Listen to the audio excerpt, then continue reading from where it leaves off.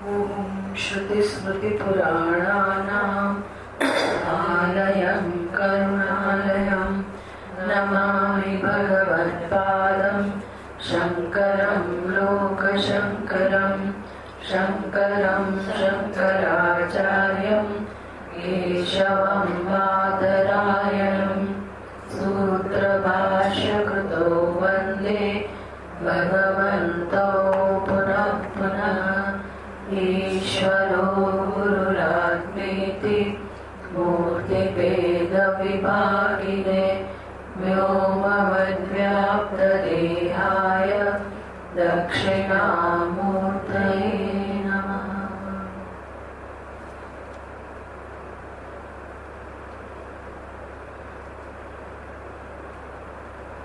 ॐ सहना भवतु सहनौ भुनक्तु सह वीर्यं करवावहै तेजस्विनावधीतमस्तु मा विद्विषावहै। ॐ शान्ति शान्ति शान्तिः। ॐ सदाशिवसमारम्भाम् शङ्कराचार्यमध्यमाम् अस्मदाचार्यपर्यन्ताम् वन्दे गुरुपरम्पराम्।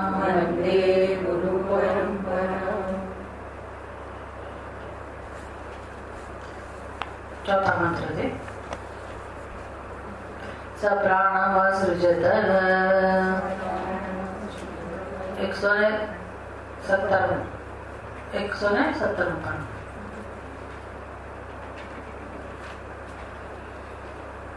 स प्राणम असृजत प्राणात् शब्दान् वायुः ज्योतिः आपः पृथिवी इन्द्रियं मनः अन्नम् अन्नात् वीर्यं तपः मन्त्राः कर्म लोकाः लोकेषु च नाम च।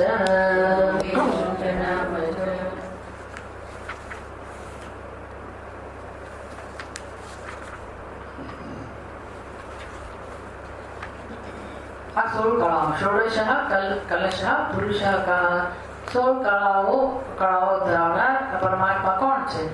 ગુરુજીએ ઉત્તર આપ્યો કે પરમાત્મા અક્ષર બ્રહ્મ, જેમાં આખું બ્રહ્માંડ વિલીન થઈ જાય છે. એ પરમાત્મા બીજે ક્યાંય પણ એ સૌમ્ય આ શરીરમાં જ એની અનુભૂતિ થાય છે, એને ઓળખી શકાય. આ શરીરમાં બીજું કોઈની પણ એ પરમાત્મા વ્યક્ત થઈ રહ્યો છે, અભિવ્યક્ત થઈ રહ્યો છે. એટલે આપણને એની ઓળખ કરાવે. એવું કહી શકાય કે આ જ તત્વમસી ઉપદેશ કે જે બ્રહ્મ પરમાત્માની શોધ દરેક જીવ કરી રહ્યો છે એ વાસ્તવમાં પોતાનું સ્વરૂપ, જેની શોધ છે એ પોતાનું સ્વરૂપ છે. એને કહે તત્વમસી, એટલે પોતાને ઓળખવા કોણ છીએ. એટલે શરીરમાં કોણ અભિવ્યક્ત થાય છે? જે અભિવ્યક્ત થાય છે એ શરીર પૂરતો મર્યાદિત છે કે સમસ્ત બ્રહ્માંડનું અધિષ્ઠાન છે? આવો પરિચય. અને એ બ્રહ્માંડનું અધિષ્ઠાન એટલે કોઈ આકાર નહીં.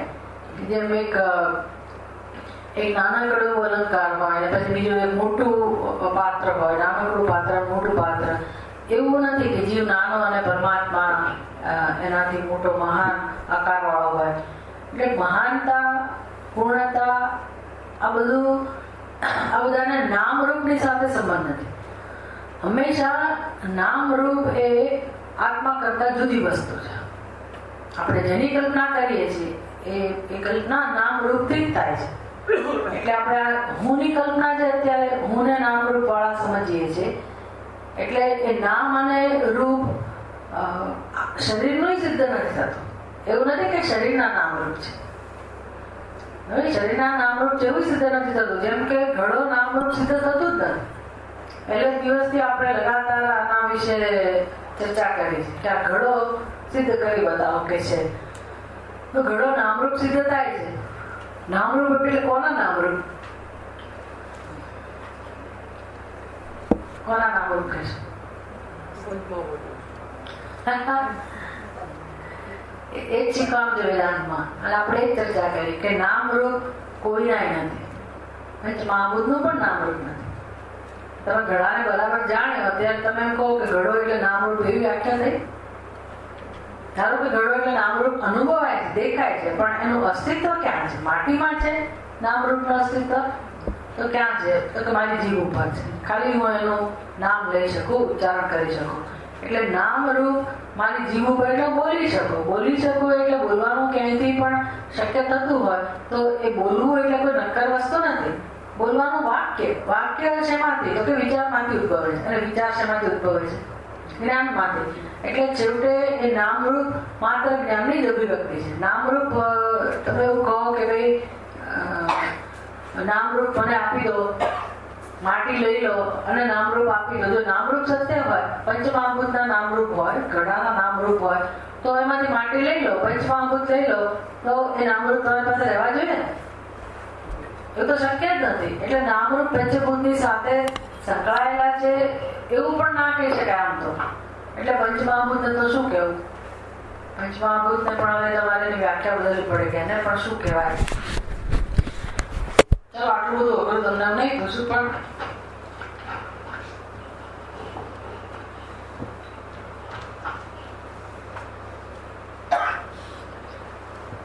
અત્યારે આપણે જેને હું કહીએ છીએ અને આપણી સિવાયના નામરૂપ, એક હાર લેવા ગયા શું બધાએ જોવાનું એની સામે? એમાં શું જોજો કરો? અહીં બોલવું જોઈએ સાંભળો. કેટલી બધી ચંચળતા છે.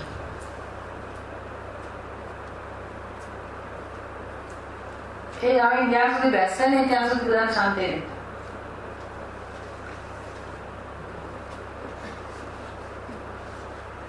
એટલે ઉપનિષદ ભણાવવા બહુ અઘરી વસ્તુ છે. એટલી બધી એકાગ્ર આપણે માંડ સરસ રીતે શરૂ કર્યું હોય ત્યાં વચ્ચે કોઈ ડિસ્ટર્બન્સ ઊભું થાય, ઠીક છે, વ્યવહાર કરવો પડે, કરી લીધો. પણ બધાએ આમ ડિસ્ટર્બ થાવ તો હું આખું મારે કોને કહેવું છું, કોને ધ્યાનમાં રાખીને કે એ તો તમે તૈયાર હો નહીં, આવે ત્યારે ભલે પાઠ આપણે ઘણું કરાવીએ, પણ હજી લોકો આમ પોતાના પહેલામાં જ હોય.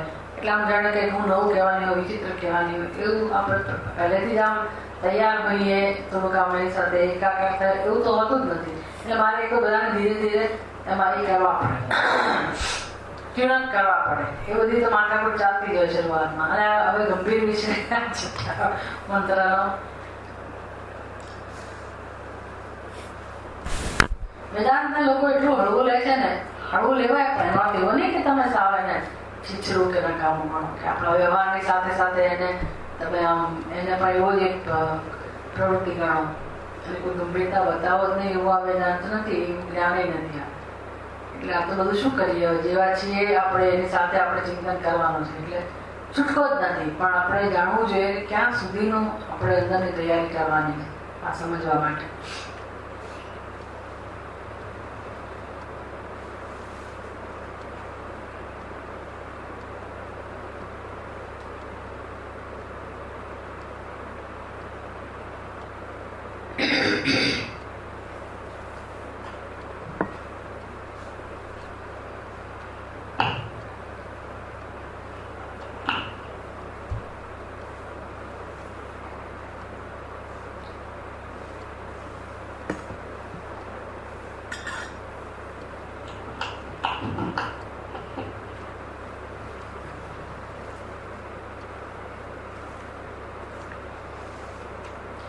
अस्मिन् इहैव शरीरे सह षोडशः कलशः पुरुषः. અહીંથી આ શરૂ થયો છઠ્ઠો ખંડ. ગુરુજીએ કહ્યું કે હે સૌમ્ય, તું જે 16 કળાવાળા પુરુષની વાત કરે છે, 16 કળા એટલે આખું જગત, સમષ્ટિ સ્તરે આખું જગત કહીએ, વ્યષ્ટિ સ્તરે 16 કળા એટલે આપણું પોતાનું જીવન, આપણા પોતાનું વ્યક્તિત્વ. અને એનું અધિષ્ઠાન છે અસ્થિવાદની પ્રિય કહો કે સચ્ચિદાનંદ સ્વરૂપ આત્મા. જે બધું વર્ણન આગળ થઈ ગયું કે કેવી રીતે સુષુપ્તિમાં આપણે મન ઇન્દ્રિયો સાથે આપણા આ વ્યક્તિત્વની અંદર આપણે વિલીન થઈ જઈએ છીએ. આનું વર્ણન કરવામાં આવ્યું. અને સમષ્ટિ સ્તરે કહું કે જ્યારે, એટલે એવું નથી કે આપણો લય જુદો અને સમષ્ટિનો લય જુદો. એ પ્રલય, વ્યક્તિગત પ્રલય અને મહાપ્રલય એ જુદી વસ્તુ છે. જેમ કે આપણે પોતે મૃત્યુ પામીએ, એક તો એક પ્રલય એટલે આપણે ઊંઘી જઈએ, એ આપણા માટે પ્રલય છે, વ્યષ્ટિ પ્રલય. પછી મૃત્યુ પામીએ એ બીજી કક્ષાનો પ્રલય થયો. ત્રીજી કક્ષાનો પ્રલય એટલે સામૂહિક પ્રલય. જેમ કે એમેઝોન જંગલમાં આગ લાગી હોય અને એમાં જે જંગલમાં જેટલા પણ બિચારા જીવજંતુઓ હોય બધા, અને એ આગ વધતા આજુબાજુના દેશોમાં ફેલાય અને લોકોને એની અસર પહોંચે, એમાં સમષ્ટિ સ્તરે જે વિનાશ થાય એ બધો પ્રાકૃતિક પ્રલય. હવે તે પ્રલયના અનેક પ્રકાર હોય. ક્યારેક એવું બને કે આખી પૃથ્વી સમાપ્ત થઈ જાય, આખી પૃથ્વી પાણીમાં ડૂબી જાય, એવો પણ પ્રલય ભાગવતની અંદર આ બધું વર્ણન આવતું હોય છે.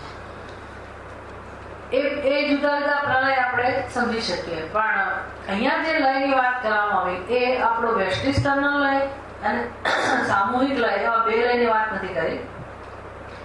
આપણે વ્યવસ્થિત સમજાવવામાં આવ્યું કે સુષુપ્તિમાં જ્યારે આપણો લય થઈ જાય છે ત્યારે એ જે આ શરીર છે એની સાથે જ આખા બ્રહ્માંડનો લય થઈ જાય. એવું વર્ણન કર્યું કે કેવી રીતે 5 મહાભૂત એ તન્માત્રાઓ અને એમાંથી જે કે બધું આ સર્જાયેલું છે, એટલે દરેક જ્ઞાનેન્દ્રિય એનો પોતાનો વિષય, કર્મેન્દ્રિય એનો પોતાનો વિષય. આમ આખું જગત, આપણે જગતનો અનુભવ કરીએ જ છીએ, એટલે કે આપણે જગતથી જુદા તો પડી શકે એમ જ નથી. એટલે જે જગતનો અનુભવ થાય છે એ અનુભવ કરવા માટે આપણી પાસે મધ્યસ્થી કોણ છે? જગતનો અનુભવ કરાવનાર કોઈ વસ્તુ છે ને. હવે જો આપણને ભગવાને જ્ઞાનેન્દ્રિયો ના આપી હોય, મન બુદ્ધિ ના આપ્યા હોય, તો આપણે જગતનો અનુભવ ના કરી શકીએ. આપણે જ્ઞાનેન્દ્રિયો વાળા છીએ, મન વાળા છીએ, પણ જગતનો સંપર્ક શાંતિ કરીએ છીએ આ જ્ઞાનેન્દ્રિયોથી. જો જગત ના હોય તો જ્ઞાનેન્દ્રિયો બનાવવાનું કોઈ મહત્વ નથી રહેતું. અને જ્ઞાનેન્દ્રિયો નામ હોય અને જગત આમ નામ હોય તો કઈ મહત્વ નથી રહેતું. એટલે કોઈક મધ્યસ્થી હોવું જોઈએ. જગતનો સંપર્ક કરવા માટે આપણી પાસે કોઈ એવું બીજું સાધન હોવું જોઈએ કે જેની મદદથી આપણે જગતનો સંપર્ક કરીએ. એટલે જ્ઞાનેન્દ્રિયો, મન એ બધા દ્વારા આપણે સતત જગતના સંપર્કમાં રહીએ છીએ. કે ભાઈ ગંગાજીના દર્શન કરી આવ્યા, કે ભોજન કર્યું, હવે જગતના પદાર્થો છે અને એ બધા અનુભવો આપણને જે ભગવાને ઉપાધિ આપી એનાથી જ થાય છે. અને મન શું કરે તો કે ઉપાધિમાં આત્મભાવ ધરાવે અને જગતમાં ઇદમ ભાવ ધરાવે. એટલે ઇદમ અને અહમ આવા બે ભાગ પાડ્યા. મને પોતે જ ભાગ પાડ્યા. મન એટલે બુદ્ધિ સમજી રહ્યા. બુદ્ધિ પોતે આવા અખંડ પરમાત્મા તત્વની અંદર આ પ્રકારના બે ભાગ પાડે છે. બુદ્ધિ શું કરે છે તો કે આ શરીરને હુંના જ બે ભાગ થાય છે, સમજી લો. એ જ હું જે અખંડ છે એ હું, બુદ્ધિ એ હુંના બે ભાગ પાડે છે. એ શું કરે તો કે આ શરીરને હું કહે છે, એટલે હું શરીર વાળો બની ગયો, એને એ અહમ કહે છે બુદ્ધિ. અને બાકીનું બધું શું કહેવાય તો કે ઇદમ. આપણે અંગ્રેજીમાં, હિન્દીમાં કે ગુજરાતીમાં, સંસ્કૃતમાં અહમ કહીએ અને બાકીના આપણે શું કહીએ ઇદમ. ગુજરાતીમાં પોતાના આપણે હું કહીએ અને બીજી વસ્તુને શું કહીએ આ. હું અને આ. એટલે આ કોને કહીએ જે હું નથી. હું એટલે હું, પણ એટલે હું એટલે કયો હું? આ શરીર. એ બુદ્ધિએ નક્કી કર્યું છે કે હું એટલે આ શરીર. બાકી આ શરીર છે અને આ પેલા શરીરને આ શરીર કહેવાય, તો આ શરીરને શું કહેવાય? આ શરીર જ કહેવાય. તો હું કઈ રીતે? હવે જ્યાં સુધી આ શરીરને હું ના કહું ત્યાં સુધી બીજાને આ ના કહી શકાય. રસ પડી ને? એટલે હું અને આ એ બુદ્ધિનું સર્જન છે. પણ હું પોતે કેવો છે? હું કેવો છે તો કે આ કહો છો એનું અધિષ્ઠાન હું છે, અને જે શરીરને હું કહું છું એનું અધિષ્ઠાન હું જ છે. હું તો એક જ છે. બુદ્ધિ આ બે વિભાગ પાડેલા છે અને આપણે દ્વૈત એવું કહીએ છીએ. અને આમ સંસાર ચાલે. પણ એ સંસાર ચાલે છે એટલે શું કે બે ભાગ પડી જાય છે? એક તત્વના બે ભાગ પડી શકે? એ તો ના જ પડી શકે. એટલે આ બધી કળાઓ છે. તો કે આ હું અને આ એ પણ શું કહેવાય? કળા જ કહેવાય. આ બધી કળાઓ, આખું જગત એનું અધિષ્ઠાન આત્મતત્વ છે, સુષુપ્તિમાં જેનો અનુભવ થાય છે. એટલે મન શું કરે છે? આખા જગતને લઈને લય પામે છે. એવું નહીં કે આ શરીરને લઈને લય પામે છે. શું કરે છે જગત? કારણ કે એને છૂટકો જ નથી. એ પોતે સમજતો નથી કે આ બધું એક જ છે. એને વિભાગ પાડ્યા છે. પણ જયારે હું નો લય થઈ જાય તો હું ના અસ્તિત્વ પર જગતનું ભાન પણ ના હોય. એટલે જગતનું ભાન કરવા માટે હું જોઈએ. દ્રશ્યનો આધાર કોણ હોય? દ્રષ્ટા. અને એ દ્રષ્ટાનો લય થઈ જાય તો એની સાથે દ્રશ્યનો લય થઈ જાય કે ના? દ્રષ્ટાના લયની સાથે દ્રશ્યનો લય પણ થઈ જાય. આ સુષુપ્તિનો અનુભવ આપણે કરો. આમ આખું જગત લય થઈ જાય. પણ હવે પ્રશ્ન છે કે લય પામે છે એ કોણ છે? જ્યાં આ બધું લય પામે છે એ કોણ છે એ અમને સમજાવો. એનું નામ આપ્યું ષોડશ કલશ પુરુષ. જે અક્ષર બ્રહ્મ છે એ કળાઓ વાળો છે. આખા જગતની જગતના રૂપમાં, જગતની કળાઓના રૂપમાં જ અભિવ્યક્ત થયો છે. અને રોજ કળાઓવાળો બને છે અને કળાઓ વગરનો પણ બને છે. જેમ ચંદ્રમા અમાસના દિવસે એની પોતાની કળા છે, અસ્તિત્વ રૂપી કળા, પણ પછી બીજે દિવસે દ્વિતીય, પછી તૃતીય, એમ એક કળા વધતી જાય. પૂર્ણિમાના દિવસે પૂર્ણ કળા, વળી પાછી બધી કળાઓ ઘટતી જાય. એ ઘટતા ઘટતા પાછી લય ક્યાં પામે? પોતાના મૂળ સ્વરૂપમાં. એમ રોજ કળા વગરનો ચંદ્રમાં એક દિવસ કળા વગરનો બને અને પછી એક દિવસ પૂર્ણિમા સુધી કળાઓ વાળો, પછી કળાઓ ઘટતી જાય. એમ આપણો દિવસ અને રાત. સવારે જાગ્યા ત્યારે કળાઓ વાળા જાગ્યા, કલાકાર જાગ્યો. ઘણા કટાક્ષો કહેતા કારીગરી કરનાર કલાકાર છે. જેમ જો ભાઈ કલાકાર પછી એને ચીટર કહો, જે કેવું કહો, પણ એ જે કરતો હોય પણ આ કલાકાર જાગ્યો. અને એ આખો દિવસ એનો પોતાનો ખેલ કર્યા કરે ને એમાં રાચો થાકે એટલે પાછો એ સુઈ જાય. એની કળાઓ બધી જતી રહે. પણ એ કળાઓ જતી રહે તો ક્યાં જતી રહે છે એ પ્રશ્ન છે. અને કળાઓ જાય છે માત્ર એની પોતાની વિશેષતાઓ લઈને જાય છે કે ના, જગતની જેટલી વિશેષતાઓ છે, હું અને મારું આખું એની જે દુનિયા છે, પોતાની કાલ્પનિક દુનિયા અને ઈશ્વર સૃષ્ટિ જેને કહીએ, આ બધાને લઈને એ પોતાના મૂળ સ્વરૂપમાં જતો રહે છે. એનું નામ છે પુરુષા, કળા વગરનો પુરુષા. અને અત્યારે કેવો છે? કળાવાળો. એટલે આ જ સત્ય છે. એવું નથી કે વ્યષ્ટિના સમષ્ટિ બે જુદા જુદા સત્ય છે કે આપણે આપણામાં લઈ થઈ જાય, ભગવાન એનામાં લઈ થઈ જાય, આ સમષ્ટિ ભગવાનમાં લઈ જાય, આપણું આત્મામાં લઈ. આવું બધું નથી. આત્મામાં આપણે લઈ પામીએ ત્યારે જગતને લઈને જ લઈ પામીએ છીએ. એટલે આત્મા એક જ છે અને જગત પણ એક જ છે. જીવ જગત તો નથી. આટલું તો લઈને જજો અંદર. ઊંઘો એટલું ઊંઘો, પણ આટલું તો અંદર જવું જોઈએ. જીવ અને જગત એ તો આપણી જ કલ્પના છે. જે છે કોણ છે? જગત છે. જગત છે એને તમે સગુણ બ્રહ્મ કહો, એને ષોડશ કલશ પુર કહો, કળાવાળો પરમાત્મા કહો, અને એનું અધિષ્ઠાન એટલે અકલ પુરુષ, નિર્ગુણ નિરાકાર આત્મતત્વ. આટલું જ સત્ય છે. બાકી જીવ અને જગત જે આપણને અનુભવાય છે એ આપણી કલ્પનાને કારણે અનુભવાય છે. આટલો બોધ તો વેદાંતના વિદ્યાર્થી તરીકે આપણને આવી જવો જોઈએ.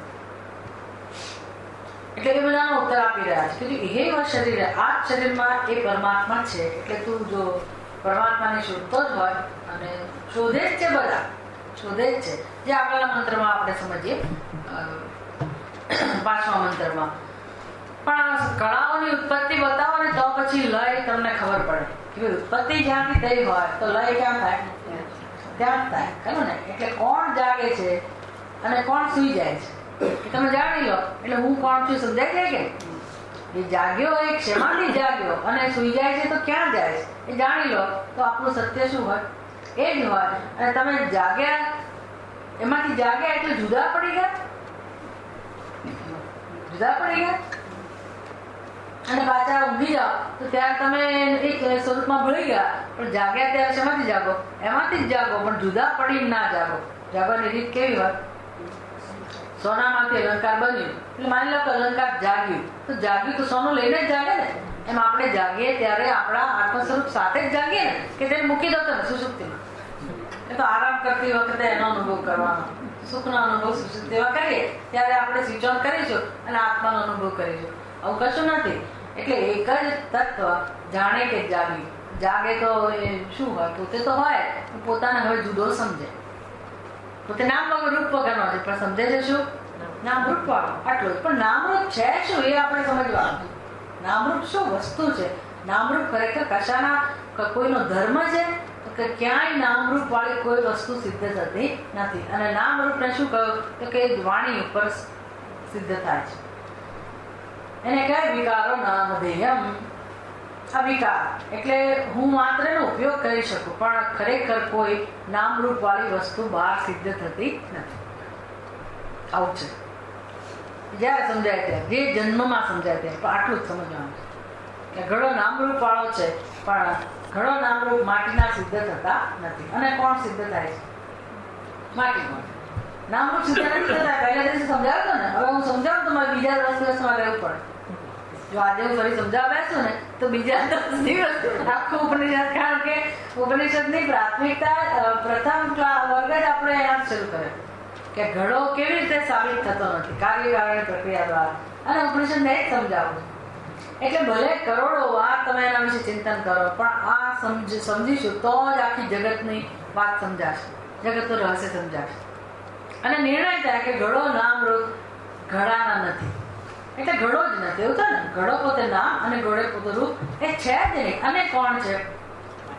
માટી છે, બરાબર, સર્વત્ર માટી છે. એટલે હવે નામરૂપ હું ક્યાં લગાડી શકું? કારણ કે જેને નામરૂપ હું કહેતી હતી ઘડાના નામરૂપ, એ તો શું સાબિત થયું? એ શું સાબિત થયું? મિથ્યા નહીં. હવે જેના નામરૂપ હું કહેતી હતી, ઘડો જેના નામરૂપ હું કહેતી હતી, જે નામરૂપ સત્યતા આપતી હતી, એ શું સિદ્ધ થયું? માટી. એનું સત્ય શું સાબિત થયું? માટી.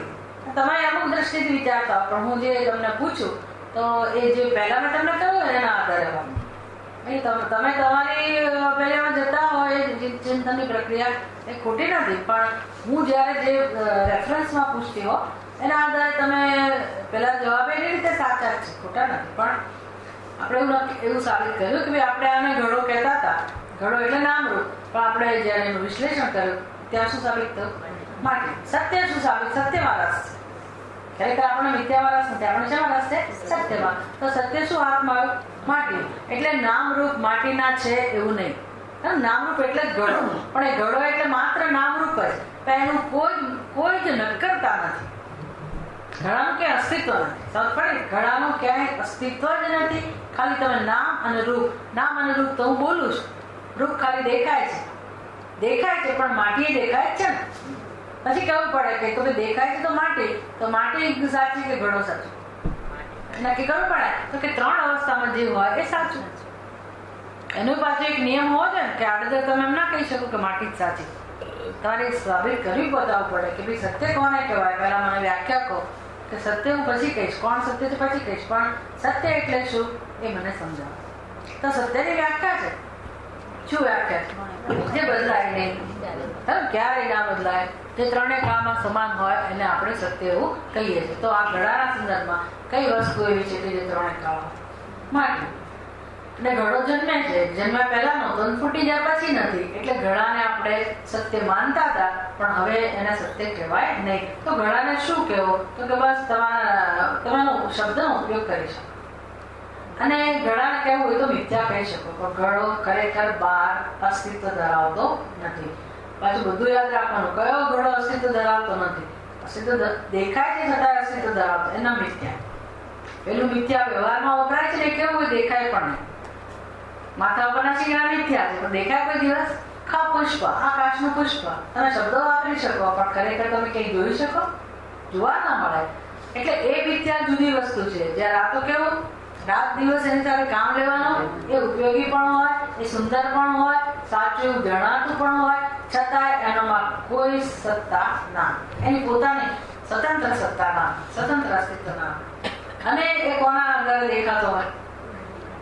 માટીના આધારે. હું ને તમે બધા આમ પોતપોતાના પહેલામાં છીએ, વાંચીએ છીએ પોતાના ખ્યાલમાં અને પોતાના કર્મોમાં અને કર્મો પર ભોગવવામાં, સુખ દુઃખમાં, એ બધામાં આપણે મસ્ત તો છીએ, પણ એમાં કોઈ સત્યતા નથી. એ કોના આધારે આ બધું ચાલે છે? વચ્ચેનો તમારે રેફરન્સ યાદ રાખવો, વચ્ચેના પગથિયા યાદ રાખવા હોય તો ઉપનિષદે સરસ શીખવાડ્યું કે કોના આધારે ચાલે. તો કે પ્રાણ પ્રાણના આધારે. પ્રાણ કોના આધારે? જેમ આપણું આ કાલ્પનિક સૃષ્ટિ જીવ સૃષ્ટિના આધારે મિથ્યા થાય, પ્રાણ એટલે ઈશ્વર સૃષ્ટિ, ઈશ્વર સૃષ્ટિના આધારે જીવ સૃષ્ટિ મિથ્યા કહેવાય. જીવ સૃષ્ટિ પણ મિથ્યા, જીવ સૃષ્ટિ તો મિથ્યા છે, ઈશ્વર સૃષ્ટિ સત્ય છે, પણ ઈશ્વર સૃષ્ટિ પણ મિથ્યા છે અને પરમાત્મા સત્ય છે. અને જ્યાં મિથ્યા છે ત્યાં જ સત્ય છે. એ બહુ આનંદની વાત છે. એટલે આપણે જ્યાં પણ હોઈએ, જેવી પણ અવસ્થામાં, માંદા તો માંદા, બીમાર તો બીમાર, ઘરમાં કે હોસ્પિટલમાં ક્યાંય હોઈએ, જો આ બધું ચિંતન સાંભળ્યું હોય, બધું શ્રવણ કર્યું હોય, આત્મસાત થયું હોય, તો બેઠા બેઠા એના વિશે વિચારો ચાલે. અને એ સમય કઈ દૂર નથી. ખરું કે નહીં? ઘણા લોકો તો નક્કી કરી નાખ્યું એટલે ભવિષ્યમાં અહીંયા આવશે કે નહીં. કેમ તો કોઈ આ તકલીફ છે, પેલી તકલીફ છે, એટલે તકલીફો વધવાની ઉંમર છે તો બધે કરે ના વધે. આપણે કહેતા નથી, આપણે તો ઈચ્છીએ કે ભાઈ બધા લાભ લઈ શકે ચિંતન માટેનો. પણ એવું બને ત્યારે શું કરવું? તો કે આપણે જો બધું સાંભળ્યું હોય તો બેઠા બેઠા આ દિશામાં ચિંતન થઈ શકે. એટલે નામરૂપ ઘડાના જે હતા એ માટીના સાબિત થતા નથી. ઘડાના તો નથી જ સાબિત થતા, માટીના સાબિત થતા. હવે માટીના નામરૂપ તો રહ્યા પાછા, ક્યારે માટી કહેવાય અને જળથી જુદી પડે, એને તમારે પાછું જોવાનું છે કે એ કોના નામરૂપ છે. માટીમાં કઈ વસ્તુ છે? માટીમાં કોઈ સત્ય બીજું છુપાયેલું છે અને માટી પણ નથી ત્યાં. જેમ ઘડો નથી એમ માટી પણ નથી. તો એ કેમ સમજાયું આપણને કે ભાઈ માટી છે, માટી નક્કર સ્વરૂપ છે. અને કોનું નક્કર સ્વરૂપ છે? માટી કોનું નક્કર સ્વરૂપ છે? આકાશ. અને આકાશ કોઈ રીતે સિદ્ધ થતું જ નથી, નક્કર સૂક્ષ્મ સાબિત થાય છે. એટલે કે આકાશ પ્રકાશે છે. તો કોના પ્રકાશથી પ્રકાશ? આકાશમાં હવાપણું, ભાષવાપણું આ બધું અનુભવાય છે. એ તો કોનો ધર્મ? આત્માનો. એટલે આકાશ ના નામરૂપ પણ સાબિત થઈ જતા. તો કોના નામરૂપ જગતમાં છે? નામરૂપ સાબિત થતા જ નથી. કારણ નામરૂપ કે બહાર નક્કર વસ્તુના રૂપમાં સાબિત થતા જ નથી. તો નામરૂપનું સ્થાન શું રહે છે? મારી વાણીમાં, મારા વિચારોમાં. એટલે એને શું કહેવાય? કલ્પના. તો પછી આખી સૃષ્ટિ નો આધાર કોણ છે? કલ્પના. અને એ સૃષ્ટિમાં આપણને કોઈ રસ નથી, ઉપનિષદને રસ નથી. ઉપનિષદને શેમાં રસ છે? આ કલ્પના કરનારો કોણ છે એમાં રસ કેવો, એને ઓળખી લો. ને જગતનો સર્જનહાર એને ઓળખી લો. સૃષ્ટિનો સર્જન, જગતનો સર્જન. રોજ ભજન ગાતી ના હો બધા, પણ સાંભળ્યું એટલે આટલું યાદ રહી ગયા. સૃષ્ટિનો સર્જનહાર એને ઓળખી લો. ઓળખી લો તો કેવી રીતે ઓળખશો? ખાલી ગાઈ લીધા ભજન, પછી શું? ક્યાં ઓળખવા જવું? કેવી રીતે ઓળખો? એટલે સૃષ્ટિ એટલે કઈ સૃષ્ટિ? તો કે આ જીવ સૃષ્ટિનો સર્જનહાર એક છે, એને અજ્ઞાન કહીએ છીએ. એ પોતાનું અજ્ઞાન દૂર કરે તો ઈશ્વર સૃષ્ટિનો સર્જનહાર એક છે. અને ઈશ્વર સૃષ્ટિને જયારે મિથ્યા સમજે ત્યારે પોતે કેવું સાબિત થાય? સત્ય. એક અને પૂર્ણ, એક અદ્વિતીય અને પૂર્ણ જન્મ અહીંયા અક્ષર કહેવામાં આવ્યું, પરબ્રહ્મ. અને એ કોણ? એ જ હું. આવો ઉપદેશ. એટલે આપણે એવા પાછા જઈએ અને ભગવાન વિશે જાણીએ, એવા પાછા નથી જવાનું. આપણે પરમાત્માને જેને જાણ્યો એ આપણાથી અભિન્ન છે. એટલે આપણે આપણને જ જાણવાના છે, પણ આપણને જાણવામાં જ આપણે રસ લેવાનો છે. એટલે કહું, હવે પ્રશ્ન થયો કે એ પુરુષ જો અહીંયા જ હોય તો આ બધું શું છે? ઉપાધિ શું છે? નામરૂપ શું છે? તો કે એ 16 કળાઓ છે. અને 16 કળાઓ કેવી હોય? તો કે ઉદય પામે અને અસ્ત પામે. જેમ ઘડો ઉદય પામે અને નાશ પામે અને માટી સત્ય હોય, એમાં કળાઓ ઉદય પામે અને પાછી નાશ પામે. અને રોજ આ અનુભવ થાય છે એ જેમાં નાશ પામે છે, જેમાંથી ઉત્પન્ન થઈ જેમાં નાશ પામે છે, એ આત્મા કેવળ અને કેવળ જ્ઞાન સ્વરૂપ છે, ચૈતન્ય સ્વરૂપ છે. અને એનું નામ જ બ્રહ્મ, એ જ પરમાત્મા, એ જ આત્મા છે. એ સિવાય બીજું કોઈ પરમાત્મા નથી. એટલે આ બધું સમજાયું. 16 કળાઓ ક્રમશઃ ઉત્પત્તિ અને પછી એનો લય પણ.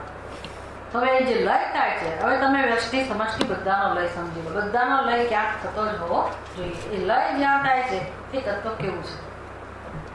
અને એ અત્યારે પણ જોઈ શકાય છે લય.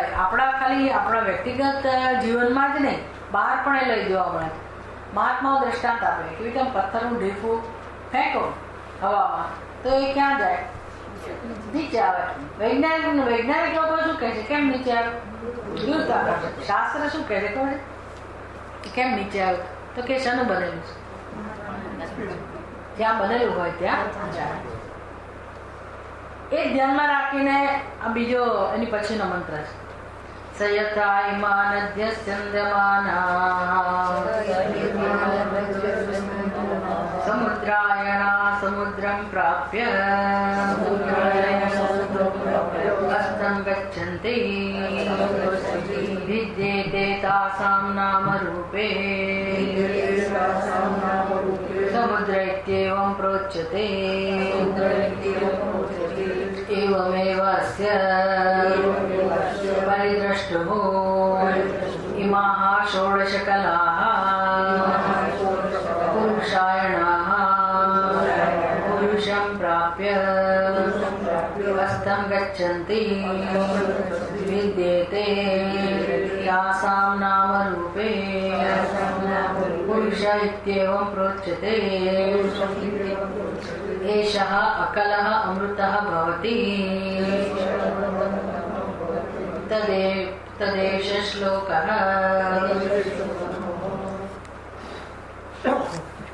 એટલે આ પ્રલય કેવો છે? આખું જગત જેમાં વિલીન થઈ જાય છે. કે પ્રલય કેવા પ્રકારનો? તો કે યથા પ્રલય એટલે આપણે એમ કે નાશ, પણ પ્રલય એટલે નાશ નહીં. પ્રલય એટલે પોતાના સ્વરૂપમાં જવું, પોતાના સ્વરૂપમાં જવું.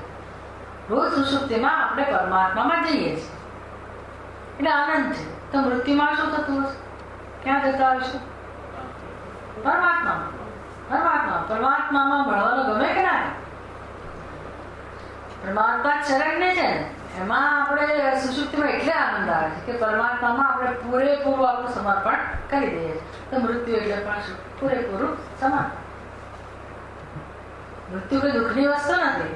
અને તમે સમર્પણ કરો કે ના કરો, ભગવાન એનામાં જ આપણને બોલાવી દે છે કહેવું હોય તો. બાકી અત્યારે એ જ આપણે મૃત્યુ સાચું માનતા હોય, દુઃખી થતા હોય તો વિચારવાનું કે જેનું પણ મૃત્યુ થયું એ મૃત્યુ પામનાર પણ પોતાના મૂળ સ્વરૂપમાં ભળી ગયો, શાંત બની ગયો, પરમાત્મા ભળી ગયો. અને આપણું મૃત્યુ થશે ત્યારે શું થશે? તો આપણે પ્રાર્થના કરીએ જલ્દી મૃત્યુ થાય. કેમ તો મને શાંતિ જોઈએ. જો એવું જ હોત તો ભગવાને જન્મ ના આપ્યો હોત. એટલે જન્મ શેના માટે આપ્યો છે? દુઃખી થવા નથી આપ્યો. ભગવાને જન્મ એટલા માટે આપ્યો છે કે તમે સુષુપ્તિમાં મને પ્રાપ્ત કરો, મૃત્યુ પછી પણ મને પ્રાપ્ત કરો. તો જન્મ અને મૃત્યુ આ બેની વચ્ચે પણ તમે મારા સાથે જ છો. જન્મ મૃત્યુ એટલે કે જીવનમાં પણ તમારું સત્ય હું જ છું એ જાણવા માટે જન્મ આપ્યો છે, મનુષ્યનો જન્મ. પછી પશુ પક્ષીઓ પણ એને જ શોધે છે, સર્વત્ર એની જ શોધ છે, એની જ શોધ હોય એનું. એટલે અહીંયા દ્રષ્ટાંત આપ્યું. યથા જેવી રીતે ઇમાહા આ નદ્યઃ નદીઓ સમુદ્રાયણાઃ સ્યંદમાનાઃ. એ સ્યંદમાનાઃ એટલે વહી રહી છે, પણ એને વહી રહે છે ને ત્યારે એનું એક ધ્યેય હોય છે. એનું ધ્યેય શું હોય છે? નદીઓનું ધ્યેય શું હોય છે? સમુદ્ર. શું કામ સમુદ્ર ધ્યેય હશે?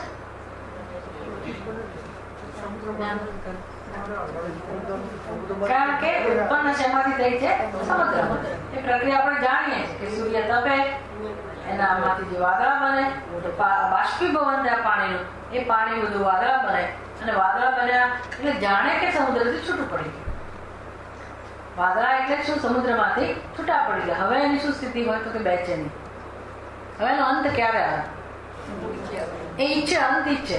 એનો એક જ લક્ષ્ય હોય કે હું જેમાંથી ઉત્પન્ન થયો છું એમાં હું જાઉં. એટલે એ ગમે તે રૂપ ધારણ કરે, વાદળું બને, પછી જ્યાં સુધી વરસાદના રૂપમાં ના પડે, પછી ભલે ક્યાંક દૂર દૂર દૂર સમુદ્રથી યોજનો દૂર હોય, આવા હિમાલયના કોઈ પર્વતમાં વૃષ્ટિ થઈ હોય, અને પછી ગમે તેનો માર્ગ કઠિન હોય, પર્વતોમાંથી વહેતા વહેતા, જંગલમાંથી વહેતા વહેતા બીજી પ્રવાહ મોટી નદીઓમાં ભળવું પડે તો એમાં ભળે. એમ કરતા કરતા એ નાનકડું ઝરણું હોય કે ખાબોચિયું હોય, કોઈ પણ રૂપમાં એ જળ હોય, એ છેવટે એને શું યાદ આવતી હોય? કોની યાદ આવતી હોય? કોની શોધ? સમુદ્ર. કેમ તો કે એનું મૂળ સ્થાન કોણ છે? સમુદ્ર. એવી રીતે આ બ્રહ્માંડમાં જેટલા પણ જીવાત્માઓ છે, કોઈ પણ રૂપમાં કેમ ના હોય, દરેક જીવાત્મા છેવટે એના લક્ષ્યને શોધે છે. લક્ષ્ય એક જ છે, પોતાના સ્વરૂપમાં જવું. એટલે કર્મો કેમ થાય છે? સમજ પડે ને? કર્મો કેમ છે? ઈચ્છા કેમ છે? તો કશું નવું પ્રાપ્ત કરવાની ઈચ્છા નથી. આ તો બધું સંસ્કાર આધાર આપણે કહીએ, પણ મૂળભૂત ઈચ્છા શું છે દરેક જીવની? પોતાના સત્યને પામવું. કેમ તો કે શેમાંથી તમે જન્મ્યા છો? એમાંથી આપણે જન્મેલા છીએ, એ જ બ્રહ્મમાંથી, એ જ બ્રહ્મ. હવે જન્મ્યા છીએ એ જન્મવું એટલે શું? એ સમજાવ કરે. જન્મવું એટલે ખાલી કલ્પનાથી છૂટા પડી ગયું. કલ્પનાથી છૂટા પડે. ઘણા એમ લાગે કે હું માટીથી છૂટો પડી ગયો, હું ઘડો છું, એટલે એવો વિચાર કરે. એ માત્રથી એ જાણે કે માટીથી છૂટો પડી ગયો. આકાશ એવું કે હું ઘટાકાશ છું, ખાલી એવું કહે કે હું ઘટાકાશ છું, પણ એને ફળ શું મળે? હું આકાશથી છૂટું પડી ગયું. અને એ જયારે માને છે, ભોગવે છે, જુદાઈનો અનુભવ કરે, ત્યારે પણ એ આકાશથી જુદું છે. ઘટાકાશ આકાશથી જુદું છે, એની સાથે જ બળેલું. એમ આપણે પોતાને જીવ સમજીએ છીએ, દુઃખી સમજીએ છીએ, અલ્પ સમજીએ છીએ, અને ભગવાનની પ્રાપ્તિની ઈચ્છાવાળા સમજીએ છીએ. આવું આપણું ધ્યેય ભગવાન છે, ત્યારે પણ આપણે ભગવાનથી જુદા નથી. જુદા નથી. અનુભવ પણ ભગવાન સાથેનો જ છે, પણ વિચારતા નથી કે મને કોનો અનુભવ થાય છે. ખોટા વિચારોને કારણે આપણે એવું માનીએ છીએ કે મને આ શરીરનો અનુભવ થાય છે અને શરીરના ધર્મોનો અનુભવ થાય છે અને આપણે એને સત્ય કહીએ છીએ. અને પછી હવે એકલા પડી ગયા કે આવા છીએ તેવા છીએ, એટલે કોઈકનો આધાર જોઈએ, કોઈકનું શરણ જોઈએ, અને પછી ભગવાનને પણ શરણ બનાવીએ. આ બધી એક જવા માટેનો પછી એક રસ્તો બતાવો. પણ તમે કયા ભગવાનને પામવાના છો? કયા ભગવાનને પામવાના? કોઈ જુદો ભગવાન હોય તો તમે એને પામવાના છો. ઉપનિષદની માર્ગદર્શન આપવાની રીત તદ્દન જુદી છે. ઉપનિષદ કહે છે કે તમે વિચાર તો કરો કે તમે ભગવાનથી જુદા હો તો તમે એને પ્રાપ્ત કરો. તમે ભગવાનથી જુદા પડ્યા હો, છૂટા પડી ગયા, બાળક મેળામાં ખોવાઈ ગયો અને પછી એ રડતું હોય તો બરાબર છે. તમે ખરેખર ભગવાનથી છૂટા પડી ગયા હો અને દુઃખી હો અને રડતા હો તો જુદી વાત છે. પણ જુદા પડી ગયા એવું લાગે છે, જુદા પડી ગયા નથી. તો કેમ લાગે છે એ વિચાર કરો અને તમારા અનુભવને તપાસો કે દરેક અનુભવમાં પરમાત્માનો અનુભવ ના હોય તો આ બધા અનુભવ હોય જ નહીં. આપણા વિશેના ભલે ગમે તેટલા ખ્યાલો હોય, ગમે તેવો અનુભવ હોય, પણ પરમાત્માનો અનુભવ, હવાપણાનો અનુભવ ના હોય, પોતાના હવાપણાનો અનુભવ ના હોય, જ્ઞાનનો અનુભવ ના હોય તો બીજા અનુભવો શક્ય નથી. કોઈ પણ અનુભવ શેનાથી પ્રકાશિત થાય? જ્ઞાનથી. અનુભવ એટલે જ્ઞાન. તો મૂળભૂત શુદ્ધ જ્ઞાન ના હોય ત્યાં સુધી હું આવો ને આવી એવા વિશેષણવાળા જ્ઞાનનો અનુભવ પણ ના હોય. અને આપણે કોને સત્યતા આપીએ છીએ? વિશેષણવાળા. ફલાણા ભાઈ, ફલાણા બેન, અમારું સ્થાન, અમારું વ્યક્તિત્વ, અને હું સુખી અને હું દુઃખી, અમારો પરિવાર, એમ વિશેષતાને વળગેલા છે. પણ તમે ભલે વિશેષતાઓને સત્યતા આપો અને એનો અનુભવ ભલે કરો, પણ એ બધી શરૂઆત ક્યાંથી થાય? તમારા હોવાના અનુભવમાંથી જ શરૂઆત. કલ્પના કરનારો હોવો જોઈએ. કલ્પના કરનારો મિથ્યા છે કે સત્ય? કલ્પના કરનારો જો મિથ્યા તો પતી ગયો. કલ્પના કરનારો કેવો છે? સત્ય. તો તમે એને સમજો ને. કલ્પનાને તમે સત્યતા આપો છો એની બદલે કોને સત્યતા આપી છે? કલ્પના કરનારો. કલ્પના કરનારો પોતાની કલ્પના ખોટી કરે છે. એ કલ્પના એવી છે કે એને પોતાના મૂળ સ્વરૂપથી છૂટી પાડી દે છે અને હવે શોધે છે કોને? પોતાના સ્વરૂપને. તો શું ઉપાય? એને મૂર્ખ જ કહેવાય ને. કપડા ઢૂંઢે સૂત કો, લહેર ઢૂંઢે લહેર કો, કપડા ઢૂંઢે સૂત. તો સૂતર ક્યાં છે? એ કપડું બનેલું છે શેનું? સૂતર. લહેર શેની બનેલી? ગાળની જ બને. તો જીવ શેનો બનેલો? બ્રહ્મનો જ બનેલો. એટલે બધું અહીંયા જ કામ કરે. સમજ પડે ને? આ બધાનો અધ્યયનનો આપણને સાર શું સમજાય કે જે કામ કરવાનું ક્યાં. હવે એ માત્ર આપણને શ્રવણ કરવા માટે એક મહત્વ આપણી બુદ્ધિમાં ઉત્પન્ન થાય અને રસ પડે, એકાગ્રતાથી આપણે આ શ્રવણ કરી શકીએ, સમજીએ, એટલી જ આવશ્યકતા છે. એટલું જ કરવાની જરૂર છે. એટલે હવે જો શ્રવણનું મહત્વ સમજાય તો બીજી બધી જીવનની જે પ્રવૃત્તિઓ છે ને એનું રહસ્ય આપણને સમજાય કે એ પ્રવૃત્તિઓ શેના માટે છે. ક્યાંય પણ હું યોજનાઓ કરું, કશું પણ હોય કે કશાને પણ મહત્વ આપો અન્ય કોઈ વસ્તુને, તો એની પાછળ ખરેખર કોનામાં આપણને રસ છે? બીજાને મહત્વ આપવા દ્વારા આપણે કોને શોધીએ? પોતાને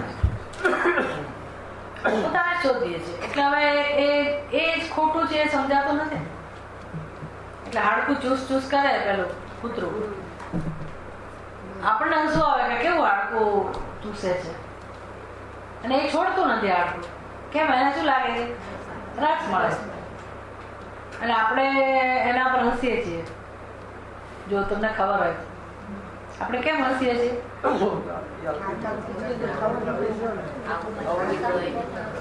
હાડકામાં રસ આવે એમ, રસ મળી શકે એમ નથી, પણ એને તો મળે છે. એટલે એ તો પોતાનો જ રસ મળે, પણ બુદ્ધિમાં એ નથી ખબર. એની બુદ્ધિમાં ખબર નથી. એને હાડકામાં રસ દેખાય. એમાં આપણને જગતના પદાર્થોમાં, વ્યક્તિમાં, એક અનુભવોમાં, એ બધામાં રસ દેખાય છે. પણ સર્વત્ર કોનો રસ છે?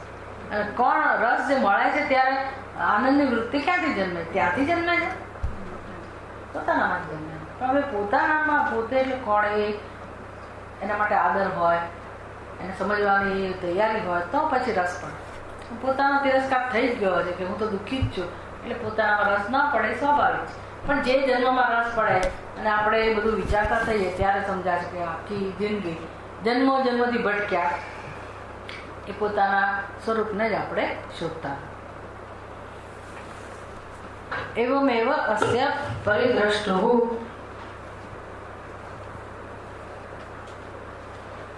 ચાલો નદીનું પેલા પૂરું કરીએ. તાસામ નામ રૂપે સંધ્યમાનઃ. જે નદીઓનું લક્ષ્ય સમુદ્ર છે, સમુદ્રમ પ્રાપ્ય, જ્યારે સમુદ્રને પ્રાપ્ત કરે ત્યારે અસ્તમ ગચ્છન્તિ. અસ્તમ ગચ્છન્તિ એટલે વિલીન થાય છે. બધી નદીઓ વિલીન થઈ છે, સમર્પિત થઈ ગઈ. પોતાનું એને જેને કહેવાય કે નામ રૂપને મિટાવી દીધા અને નવું નામ રૂપ એને મળ્યા અને એ નામ એટલે સમુદ્ર. સમુદ્ર ઇતિ એવ. હવે બધા લોકો એને શું કહે છે? સમુદ્ર. કેવું સરસ દ્રષ્ટાંત છે ને. તમે સમુદ્ર પાસે જાઓ તો ઘણી નદીઓનો સંગમ હોય. દ્વારકાધીશ પાસે જાઓ તો કઈ નદી છે? ગોમતી. ગોમતી. આ બાજુ નાસિક બાજુ જાઓ તો ગોદાવરી, ગંગાસાગર, ગંગાજીનો સંગમ. પણ હવે ત્યાં તમે સમુદ્રમાં તમે કેટલી બધી નદીઓ મળતી હોય પણ કહેવાય છે શું? સમુદ્ર. હવે કોઈ નદીનું ત્યાં જુદી ઓળખ રહી નથી. એવમેવ. આ જ પ્રકારે અસ્ય પરિદ્રષ્ટુઃ. પરિદ્રષ્ટુઃ એટલે બધી બાજુથી જોનારા પરમાત્મા. પરિદ્રષ્ટુઃ ઇમાઃ ષોડશ કલાઃ. આ પરમાત્મા, અક્ષર સ્વરૂપ પરમાત્મા, એની જ 16 કળાઓ એટલે આખું બ્રહ્માંડ, બધા જ જીવો એની 16 કળા છે. અને પુરુષાયણાઃ. પુરુષન પ્રાપ્ય. આ બધી કળાઓ કોને આશ્રિત છે? જેમાંથી જન્મી હોય ને એટલે પરમાત્માને આશ્રિત છે. તો આપણે પોતાને જુદા સમજતા હોય પણ આપણે ખરેખર કોને આશ્રિત છીએ? પરમાત્મા. અને શોધ પણ કોને ચાલે છે? પરમાત્મા.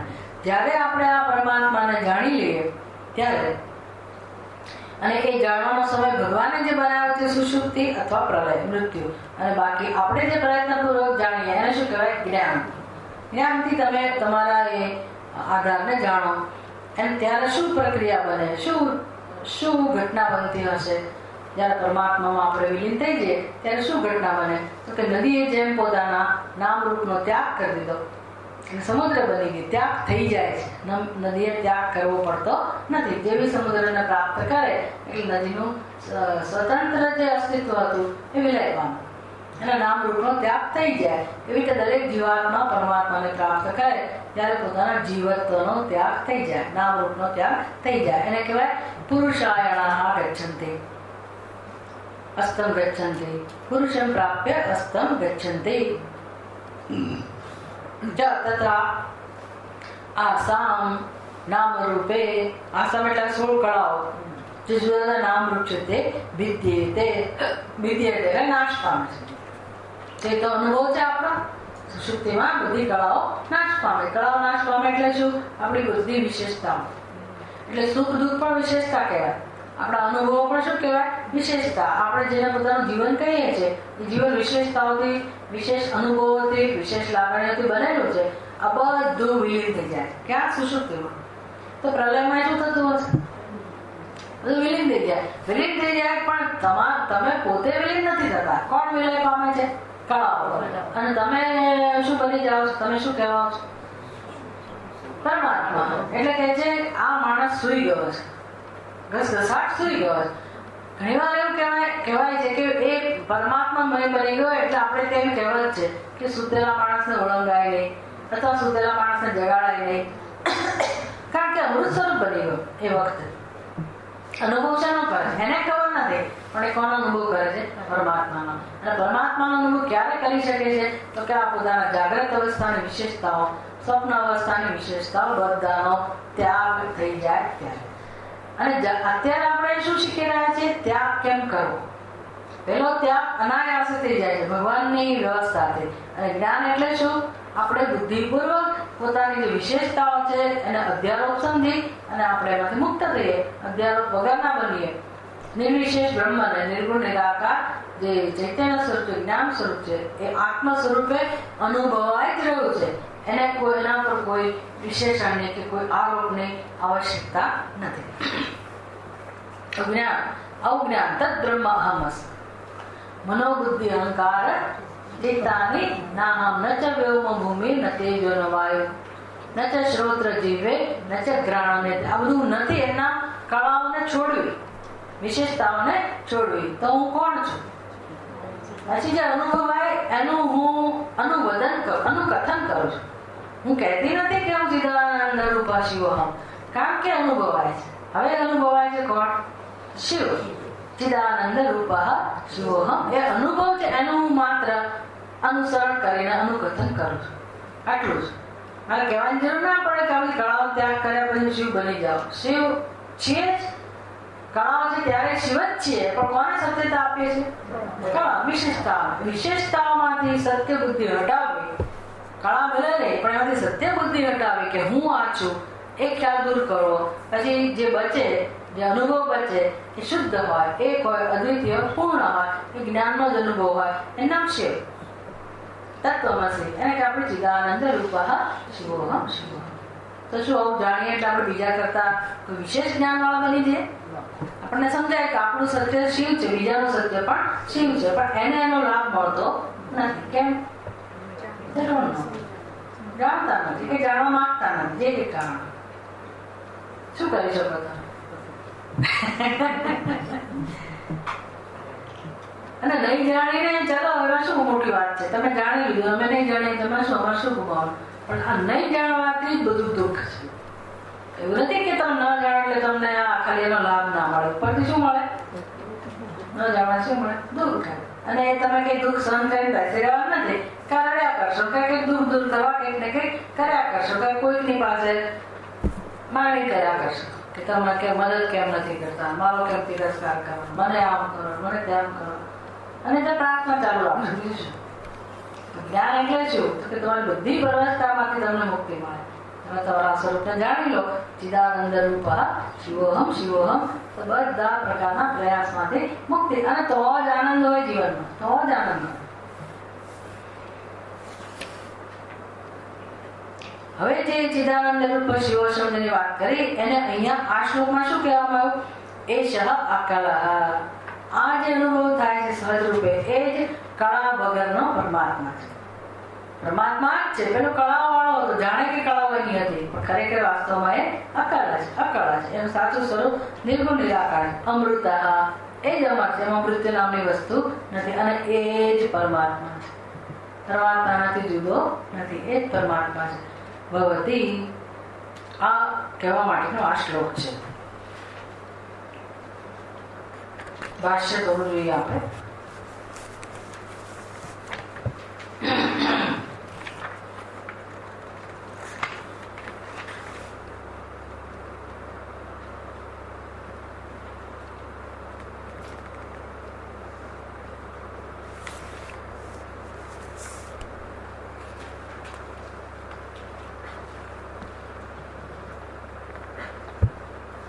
ચોથો મંત્ર હતો એનું ભાષ્ય 119 પાના ઉપર. એ શું કરે છે? પાંચમા મંત્રની સંગતિ આપે છે. એટલે બહુ સરસ છે એ છેલ્લો પેરેગ્રાફ 119 પાના ઉપર. એવમ એતાહ કલા પ્રાણીના અવિદ્યાદિ દોષ બીજ અપેક્ષા સૃષ્ટા. બધી કળાઓ જે સર્જાય કે પહેલો કોનો સર્જન થયું? પ્રાણનો. પછી શ્રદ્ધા. પછી તમે સીધું યાદ રાખો તો 5 માં એવું કહી શકો. પછી ઇન્દ્રિય, પછી મન, પછી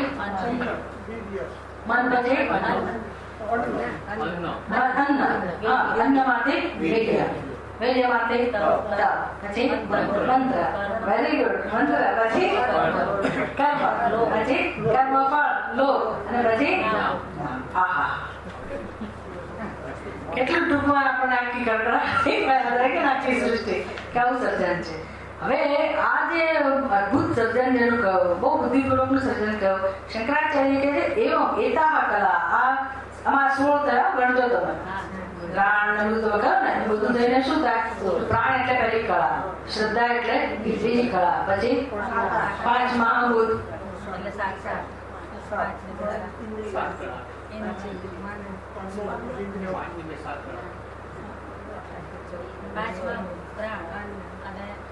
તમે એ રીતે ગણો કેટલા થાય છે?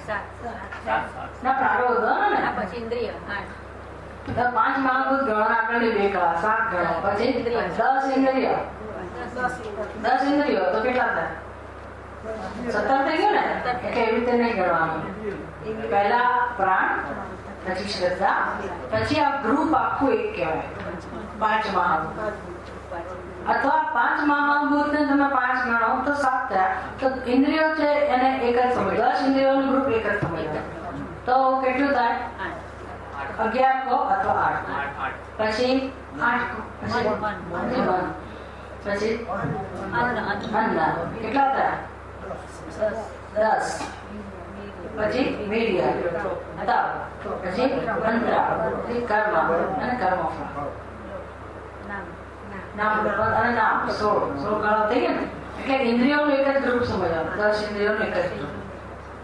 કેમ એ રીતે તમે 16 કળાઓ થઈ. હવે આ 16 કળાઓ જે થઈ એની વાત શંકરાચાર્ય કરે છે. એવમ એકાહ કલા, આ કળાઓ 16 કળાઓ પ્રાણી નામ, આ પ્રાણીઓ એટલે આપણી આ 16 કળાઓ, આપણે 3 વિશેષતાઓ 16 કળાઓ અવિદ્યાદિ દોષ બીજ અપેક્ષા સૃષ્ટા. આ 16 કળાઓનું સર્જન થયું કે સર્જન થયું એવું કેમ કહેવું પડે છે? તો કે અવિદ્યાને કારણે. કોઈ સર્જન નથી પણ અવિદ્યાને કારણે એવું લાગે છે કે સર્જન થયું. એટલે એનું બીજ કોણ છે? અવિદ્યા. આ 16 કળાનું બીજ કોણ સાબિત થાય? અવિદ્યા. અવિદ્યા બીજ અપેક્ષા, અજ્ઞાન છે ત્યારે આ 16 કળાઓની ઉત્પત્તિ સમજાવી શકાય અને માની શકાય એમ. અજ્ઞાનને કારણે કોની જેમ? તૈમિરિક દૃષ્ટિ સૃષ્ટા ઇવ દ્વિચંદ્ર મશક મક્ષિકાદ્યા. એક દ્રષ્ટાંત આપ્યું, દ્વિચંદ્ર. હવે 2 ચંદ્ર દેખાય છે કોઈને. ચંદ્ર કેટલા છે? એક જ. પણ હવે કોઈને 2 જ દેખાય છે. એટલે સત્ય શું છે? ચંદ્ર એક જ છે પણ કોઈને 2 દેખાતા હોય તો દોષ રહેલો છે. ખબર ને? દ્રષ્ટિમાં દોષ છે. કેવી દોષ હોય કે જે કંઈ હોય, 2 તાલા કેટલા પણ એની આંખમાં દોષ છે. તો દોષને કારણે 2 ચંદ્ર એને દેખાય. તો દ્વિચંદ્ર સર્જન થયું. સર્જન થયું અને સર્જનનું કારણ કોણ થયું? આ 2 ચંદ્રના સર્જનનું કારણ કોણ થયું? દોષ, દ્રષ્ટિમાં રહેલો દોષ. ઘણી વાર તમને ઘણા લોકોની આંખો ખરાબ થઈ ગઈ તો એમ લાગે કે મને ઝીણી ઝીણી જીવાતો દેખાય છે આજુબાજુ. એ લોકો આંખો બંધ કરે ને તો એને ઝીણી ઝીણી જીવાતો દેખાય, તો આંખો જોતા હોય તો એને દેખાય. આ બધો દોષ છે. એટલે એને 2-3 ઉદાહરણ આપે. કાં તો 2 ચંદ્ર દેખાય, કાં તો આંખમાં દોષ હોય તો તમને ઝીણી જીવાત, મશક હોય, માખી, આવું દેખાય. જાતનું હોય નહીં કશું પણ દેખાય. તો એ દેખાવું એનું નામ સર્જન. સમજે ને? દેખાવું એનું નામ સર્જન. પણ એ તમને કેમ દેખાવ? દોષ છે કે દેખાય તો ખરું. તમે આ સિઝનમાં વાદળાઓ આકાશમાં જુઓ તો બહુ બધું આખું ગંધર્વ નગર દેખાય. હાથી પણ દેખાય, મહેલ પણ દેખાય, રથ પણ જાત જાતનું બધું દેખાય. અને જુદા નષ્ટ પણ તમને કેટલો આનંદ આવે. જો હાથી જો ગણપતિ એમાં બન્યા, જો મહાદેવ બન્યા. કૈલાસ જાઓ ત્યાં લોકો આવા જ ગાડા. આપણને કઈ ના દેખાય તો કીધું મને તો આ ચોખ્ખું દેખાય છે, બેઠા છે, દેવી પણ છે, ગણપતિ છે, બધું દેખાય. કશું ના હોય ત્યાં દેખાય. તો આપણે એવું દ્રષ્ટાંત અહીંયા ના લાવીએ. એનો ભાવ છે એટલે આપણે કઈ બોલીએ નહીં, પણ બધાને દેખાવું જોઈએ. ખરા ને? આપણને એકને જ દેખાય એનો અર્થ કે કંઈક દોષ છે, પેલો ભક્તિનો ભાવ છે. એટલે એ દૃષ્ટાંત શંકરાચાર્ય ના આપે. એ કયું આપે? 2 ચંદ્ર, જેમ માખી મચ્છર દેખાવો. પછી ત્રીજું દૃષ્ટાંત આપ્યું એને. કયું દૃષ્ટાંત આપ્યું? સ્વપ્ન દૃક સૃષ્ટા ઇવ ચ સર્વ પદાર્થા. તો સ્વપ્નની અંદર બધા પદાર્થો સર્જાયેલા છે.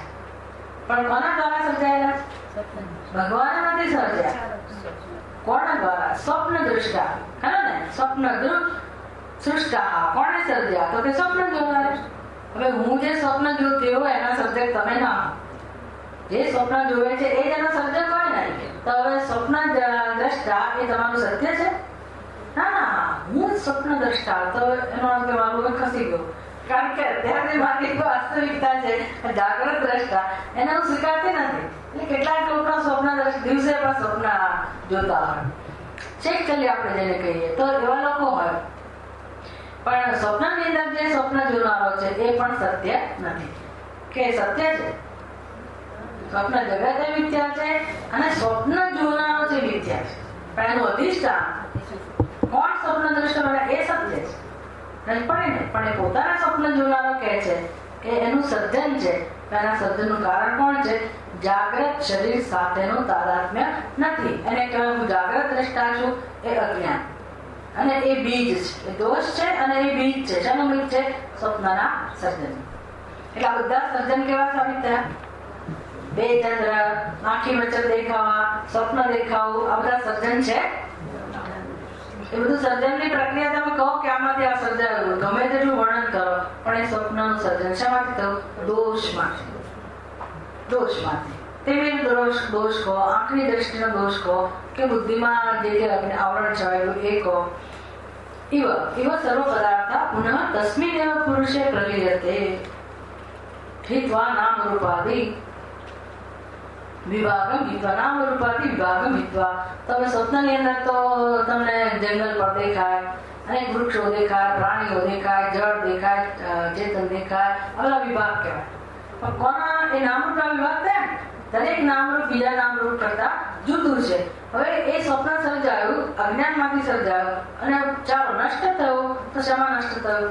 અસ્ત પામ્યું. તો ક્યાં અસ્ત પામ્યું? ક્યાં અસ્ત પામ્યું? જેણે જોયું તો એનામાં, સ્વપ્ન જોનારમાં. કેમ? તો કે ઉત્પન્ન શેમાંથી થયું હતું? એમાંથી. એટલે લય શેમાં પામ્યું? એને કહેવાય અસ્તમ પ્રાપ્ય, અસ્તમ ગતઃ. જે નદીઓ પોતાના મૂળ સ્વરૂપમાં અસ્ત પામી, એમાં આખું સ્વપ્ન જગત શેમાં અસ્ત પામે છે? સ્વપ્ન જોનારમાં.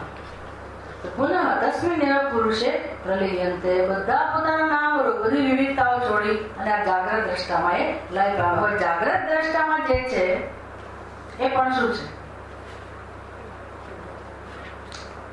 હવે શું આપણે કરવાનું છે? સ્વપ્નમાં તો સમજાયું ને કે સ્વપ્નના પદાર્થો આપણે જ બની ગયા હતા.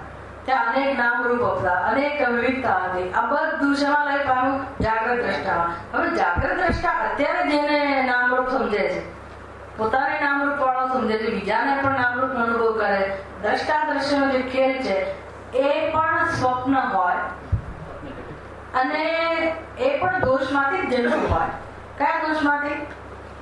સ્વપ્નમાં કયો દોષ હતો આપણી બુદ્ધિમાં? સ્વપ્નમાં આપણી બુદ્ધિમાં કયો દોષ હતો? કયું અજ્ઞાન હતું?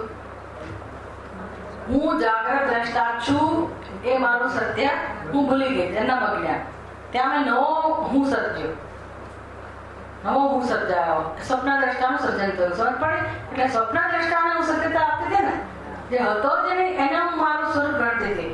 પણ એ વખતે એ દોષ હતો. અને એ દોષ કેવા પ્રકારનો દોષ હતો? તો કે મારું સત્ય જાગ્રત દ્રષ્ટા જે સ્વપ્ન દ્રષ્ટાનો જ આત્મા હતો, ખરું કે એના વગર સ્વપ્ન દ્રષ્ટા હોય જ નહીં, પણ એનું અજ્ઞાન હતું સંપૂર્ણપણે. અને કોણે સત્ય કહી દીધી?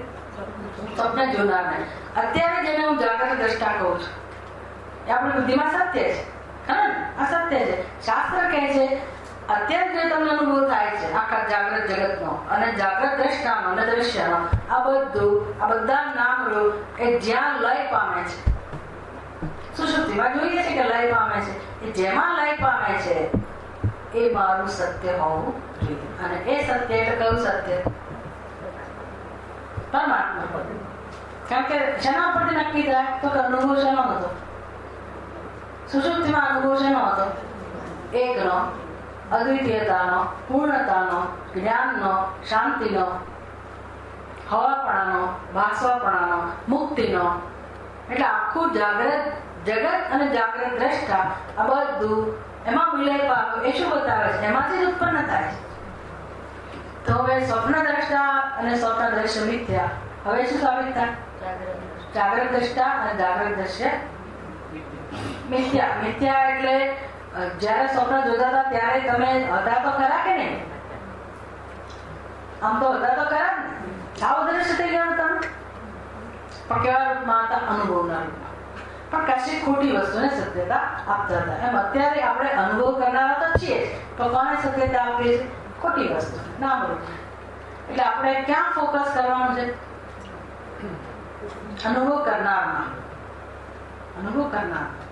અનુભવ કરનારો છે ને, બસ એને તો પકડી પાડી શકીશું. એના પરથી જ આપણે શોધી શકાશે કે અનુભવ કરનારો સત્ય છે અને અનુભવ કરનારો કેટલે દૂર છે. હું જ છું. પણ હું કેમ સ્વપ્નમાં આ બધું સમજી ના શકાય? જાગૃતમાં એટલું સારું છે કે બધું સમજી શકાય. કે અનુભવ કરનારો, જેને હું કહું છું આ જાગૃત દ્રષ્ટા, એ માત્ર મારો દોષ છે. પોતાના સાચા સ્વરૂપને નહીં જાણો, એને કારણે હું આ શરીરને હું કહું છું, અને આ શરીરને હું કહું છું એટલે મારી મર્યાદા આવી ગઈ, અને બાકીનું બધું મારા કરતા જુદું છે. પણ જેને જુદું કહું છું એ બધું, જેમ જાગૃત દ્રષ્ટાનું સર્જ્યું હતું, એમાં કોણે કયા દ્રષ્ટાએ? નિત્ય દ્રષ્ટા, શિવ સ્વરૂપ છે, ચૈતન્ય સ્વરૂપ છે, એનું સર્જન છે, એનું જ સર્જન છે. સમજી શકાય કે ના સમજી શકાય? એટલે કળાઓ વાળા આપણે એટલે શું? કળાઓ એટલે શું? દ્રષ્ટા અને દ્રશ્ય શું કહેવાય? કળાઓ. આ બધી કળાઓ મને અનુભવ પણ થવો જોઈએ તો હું સમજી શકું, પ્રમાણ મળવું જોઈએ. રોજ ભગવાન પ્રમાણ આપે છે કે આ કળાઓ ક્યાં જતી રહેશે? તારા મૂળ સ્વરૂપમાં. તો તમે કેમ તમારા મૂળ સ્વરૂપને શોધી નથી કાઢતા? રોજ અનુભવાય છે ને, અને એના માટે કોઈને નફરત નથી. છે નફરત કોઈને ઊંઘી જવા માટે? ઊંઘ નથી આવતી એના માટે નફરત છે. ઊંઘી જવા માટે તો તૈયાર જ છીએ આપણે. એ કેવું અદભુત વસ્તુ કહેવાય. નહીં તો તમને કોઈ જંગલમાં એકલા છોડી મૂકે તો તમે જવા તૈયાર થાવ? 4 જણને લઈ જવા પડે, છેવટે 2 જવું પડે. એકલા જાઓ તો એ કોઈ સાહસિક હોય તો જાય, પણ તો એને એવું હોય કે હું પાછો આવીશ, ત્યારે જતા હોય. એટલે આપણે કોઈ પણ વસ્તુની તકેદારી રાખીએ, પાછા આવાશે કે નહીં, પેલું આમ હશે કે બધી સલામતી જોઈ લે, પછી જ આપણે આગળ પ્રયાણ કરીએ ને. કોઈ પણ વસ્તુ માટે આપણે પાછા આવવાની ખાતરી, આપણા હોવાની સલામતી, એ બધું જોઈ જ લઈએ ને.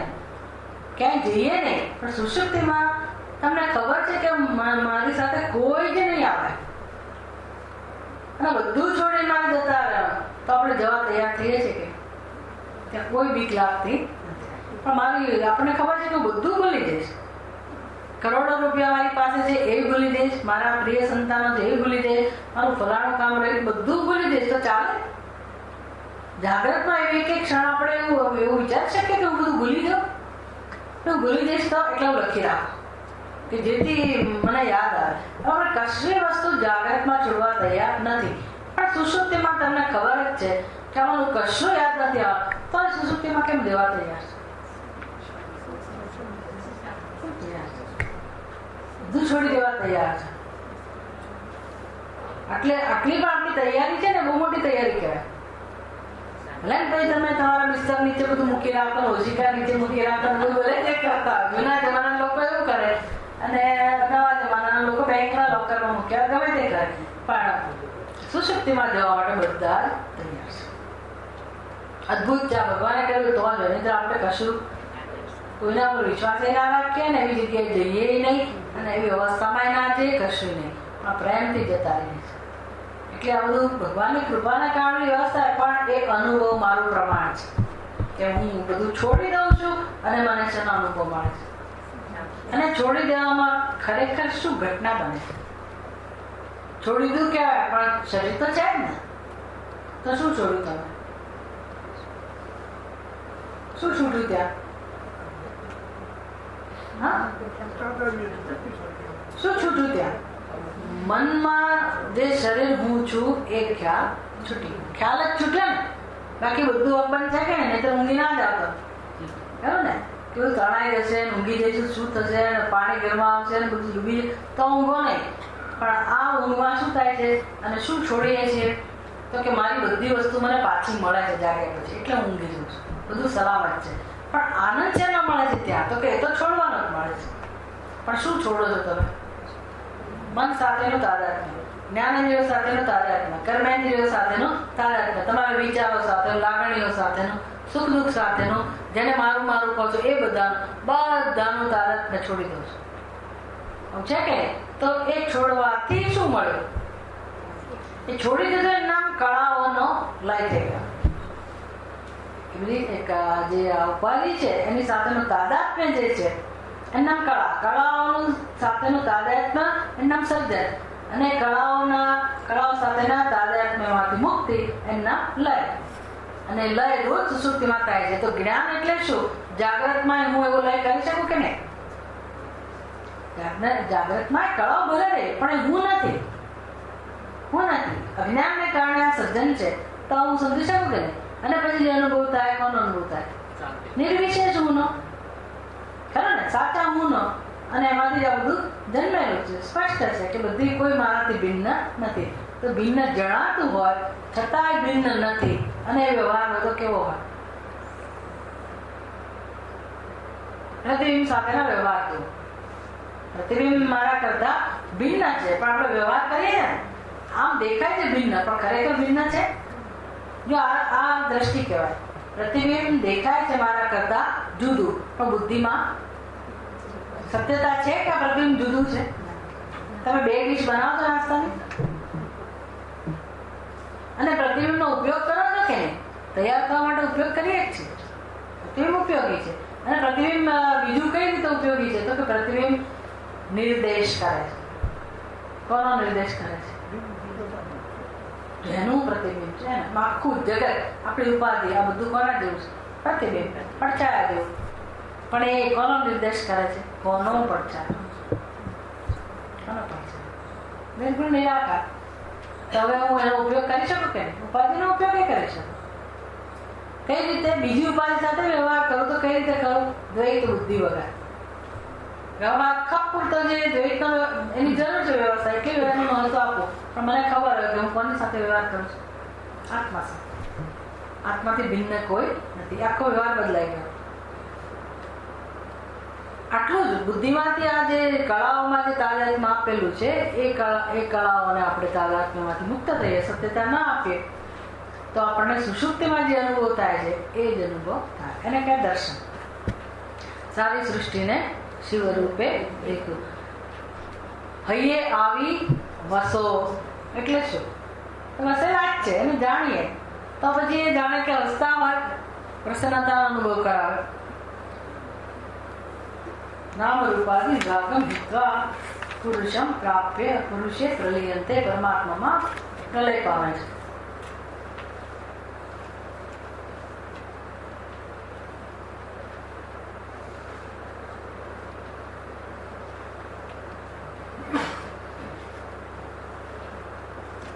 एवं यथा હવે 121 પાના પર વાંચો.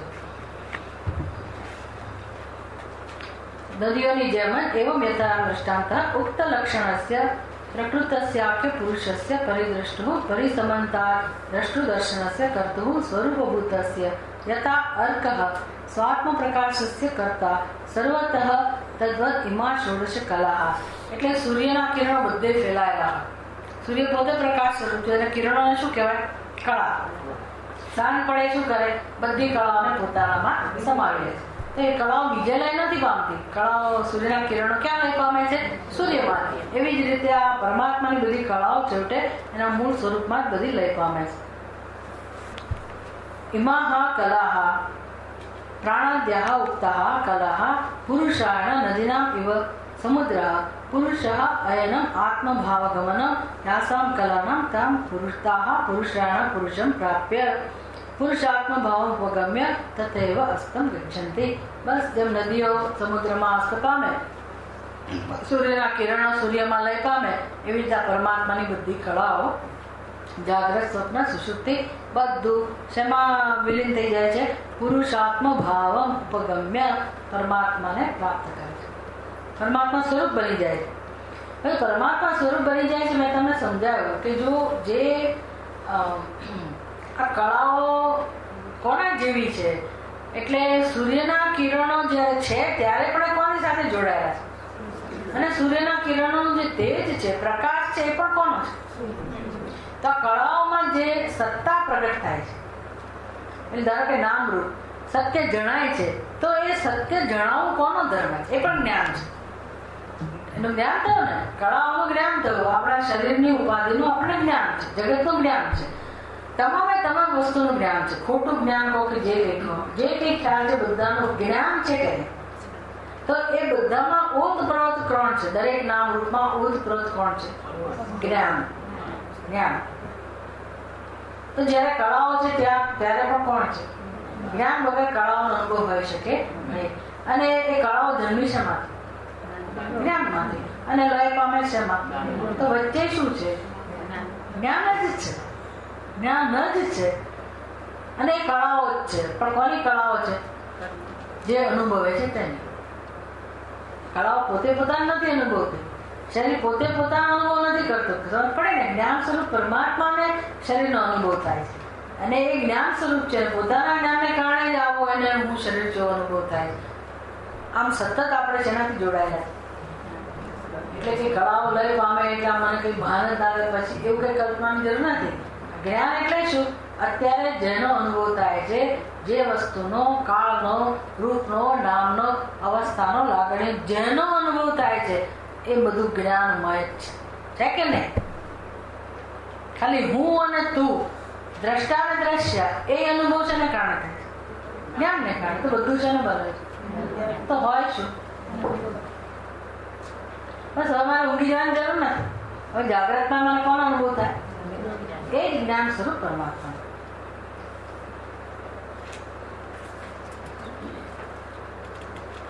વેદે ચ નામ રૂપ રોહો યદ અનષ્ટમ તત્વમ પુરુષ ઇત્યેવમ પ્રોચ્યતે બ્રહ્મવિદ્ભિઃ.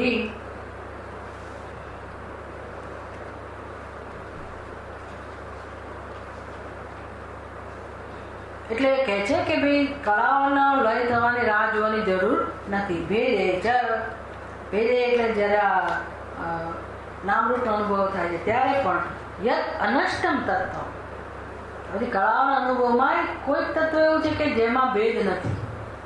કળાઓમાં ભેદ છે પણ અનુભવ કરનારમાં ભેદ છે. અનુભવ કરનાર જ્ઞાન સ્વરૂપ જ છે. અનુભવ કરનારમાં ભેદ પણ નથી અને એનો નાશ પણ નથી. યદ અનષ્ટમ તત્વ તત્પુરુષ ઇત્યેવ પ્રોચ્યતે બ્રહ્મવિદ્ભિઃ. એટલે જ્ઞાનીઓ કહે છે કે આ જે તત્વનો અનુભવ થાય છે, જેમાં કોઈ ભેદ નથી, જેનો કોઈ નાશ નથી, એ આત્મા, એ જ વાસ્તવમાં પરમાત્મા છે. એવં વિદ્વાન ગુરુના પ્રદર્શિત કલા પ્રલય માર્ગ. એટલે ગુરુએ આ માર્ગ બતાવ્યો આપણને કે કેવી રીતે કલાઓનો પ્રલય થાય. 122માં પાન આપેલ. એવં વિદ્વાન ગુરુના પ્રદર્શિત કલા પ્રલય માર્ગ. જેને આ પ્રકારનું જ્ઞાન પ્રાપ્ત થયું ગુરુ દ્વારા, સહ એષણ વિદ્યા, એ શું કરી શકે તો આ જ્ઞાનથી પ્રવિલાપિતા સ્વ અવિદ્યા કામ કર્મ જનિતાસુ પ્રાણાદિ કલા સ્વકલઃ અવિદ્યાકૃત કલા નિમિત્ત મૃત્યુ તદ અપગમે અકલત્વાત એવ અમૃતઃ ભવતિ. આ જ્ઞાનથી જ્યારે માણસ આને માર્ગ બતાવવામાં આવ્યો કે કેવી રીતે પ્રલયનો, કળાઓનો પ્રલય થઈ શકે, એ જે રીત બતાવવામાં આવી એ જ્ઞાનથી એ માણસ શું કરે? એષણ વિદ્યા, આ વિદ્યાથી શું થાય? પ્રવિલાપિત સ્વ અવિદ્યા પ્રવિલાપિતાસુ અવિદ્યા કામ કર્મ જનિતાસુ. એટલે હવે જેમ દ્વિચંદ્ર અને મશક એ બધું શેમાંથી જન્મ્યું હતું? દોષમાંથી. એમાં કળાઓ શેમાંથી જન્મી છે? અજ્ઞાનમાંથી. અને એ તમે જાણ્યું કે અજ્ઞાનમાંથી જન્મી એટલે મિથ્યા સાબિત થઈ કે નહીં? આવું જાણવું એના જ જ્ઞાન. તો વિદ્યા દ્વારા શું થાય તો કે જે કલાઓ અવિદ્યામાંથી જન્મેલી હતી અને કેવી રીતે પ્રગટ થતી હતી? કામ કર્મ જનિતાસુ. હવે અવિદ્યા આપણી અંદર કેવી રીતે પ્રગટ થાય છે? કામના, ઈચ્છા. અવિદ્યા શેની અભિવ્યક્તિ કરે? ઈચ્છાને. ઈચ્છા દ્વારા શું થાય? કર્મ. કર્મ પછી ફળ. એને કહે અવિદ્યા કામ કર્મ. અવિદ્યા, ઈચ્છા અને કર્મ. પછી કર્મનું ફળ સમજી લેવાનું. એટલે પછી જન્મ અને મૃત્યુ. કર્મ જનિતાસુ પ્રવિલાપિતાસુ. એટલા બધાનો પ્રલય થઈ ગયો. પડે ને? આ વિદ્યાથી શું થયું? અવિદ્યા, કામ, કર્મ, કર્મફળ, આ બધાનો, બધી કળાઓનો પ્રલય થઈ ગયો. પ્રાણાદિ કલાસુ. એટલે બધી પ્રાણાદિ, આ બધું શેમાંથી જન્મ્યું હતું? અવિદ્યા, કામ, કર્મ. પણ એ બધુંનું સૌથી પહેલું પ્રાણ કોણ હતું? કે પ્રાણનો. અને બધામાં પ્રાણ તો છે જ પાછા. આ બધું કળા કહેવાય. પ્રાણાદિસુ એટલે એ બહુવચન છે. પ્રાણ આદિ. તો હવે તમારે પ્રાણ પહેલા છે શરૂઆતમાં, પછી જે ક્રમ આપણે શીખ્યા ને એ લઈ લેવા. આ બધાનો વિલય થઈ જાય. બધાનો વિલય થઈ જાય. શેનાથી? વિદ્યાથી, જ્ઞાનથી. અને કોણ પ્રાપ્ત થાય?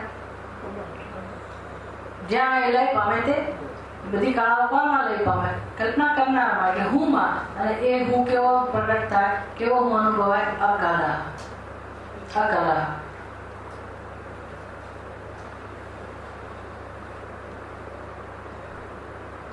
કલહ પછી અવિદ્યાકૃત કલા નિમિત્ત મૃત્યુ.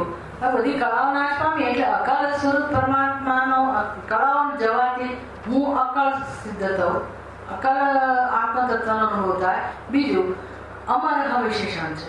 તો કળાઓને સમાવેશમાં મૃત્યુનો સમાવેશમાં થતો હતો કળામાં, જન્મનો સમાવેશ કળામાં થાય તો મૃત્યુનો સમાવેશ શેમાં થાય? કળામાં. તો બધી કળાઓ લઈ પામી તો મૃત્યુ નાશ પામે કે નહીં? તો હવે જે અકલહ પુરુષ પરમાત્મા છે આત્મા એ હવે કેવો કહેવાય? અમર, મૃત્યુ વગરનો, એટલે મૃત્યુ પણ નથી. તો આ સમજાય તો મૃત્યુનો ભય ગયો કે નહીં?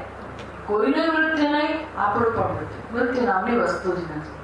આ સમજાય. અમૃત ભવતી તદ એતસ્મિન અર્થે એષ શ્લોક. આ સમજાવવા માટે આ શ્લોક હતો. અરાહ ઇવ રત્નાભૌ કલાયસ્મિન પ્રતિષ્ઠિતા તમ વેદ્યમ પુરુષમ વેદયથા મા મૃત્યુ પરિવ્યથા ઇતિ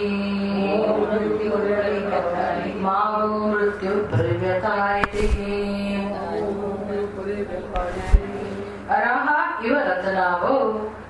ઘણી બધી વાર આ દ્રષ્ટાંત આવ્યું. અરાહા ઇવ રત્નાભો એટલે રત્ના પૈડાના આરા એ જેવી રીતે નાભીમાં સમર્પિત છે એમાં જ પરોવાયેલા છે એ પ્રકારે એની જેમ જ કલા યસ્મિન પ્રતિષ્ઠિતા. બધી કલા એટલે આખું જગત, આખું બ્રહ્માંડ એ શેમાં પરોવાયેલું છે? તમને કોણ સાબિત થયું? આ કળાઓનો લય જ્યાં થયો એ તત્વ કેવા રૂપમાં તમને પ્રાપ્ત થયું? હું ના રૂપમાં, આત્માના રૂપમાં. તો આખા બ્રહ્માંડ, આખું બ્રહ્માંડનો આધાર કોણ છે? આત્મા. જેમ આખા રથના પૈડાના બધા આરાનો આધાર કોણ છે? આધાર કોણ છે? નાભી. એવી રીતે આ બધી કળાઓના માધ્યમથી જગતનો અનુભવ થયો. આખું જગત છે માં લઈ પામે આત્મામાં. તો આત્મા જ એની નાભી છે ને, આત્મા જ એનો આધાર થયો ને. બધું કોનામાં સમર્પિત છે? આત્મામાં. તમ વેદ્યમ પુરુષ કલા યસ્મિન પ્રતિષ્ઠિતા તમ વેદ્યમ પુરુષમ વેદ. આવા હવે કોણ જાણવા જેવું છે જીવનમાં? તો કળાઓ જાણવા જેવી જરૂર છે કે કળાઓનું અધિષ્ઠાન? આખા બ્રહ્માંડનું અધિષ્ઠાન. અને એ કોણ છે? હું. આ શરીરમાં અસ્મિન ઇહ એવ શરીરે ષોડશ કલશ પુરુષ. એટલે પરમાત્માને જાણવું હોય તો આ શરીરમાં જ અનુભવી શકાય એમ છે. અને એ જ અધિષ્ઠાન છે. એ આત્મા આખા જગતનું અધિષ્ઠાન છે. તો હવે તમારે એ જાણવા યોગ્ય પરમાત્માને જે પોતાના જીવનનું ધ્યેય બનાવે છે.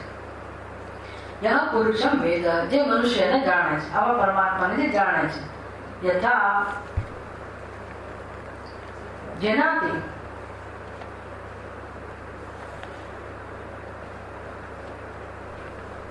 શંકરાચાર્ય કહે છે આત્મભૂતમ વેદ્યમ. આ આત્મ સ્વરૂપ રહેલા પરમાત્મા જે વેદ્ય અર્થાત વેદનિયમ એ જાણવાનો વિષય. કેમ તો પૂર્ણત્વ પુરુષ જાણીયા.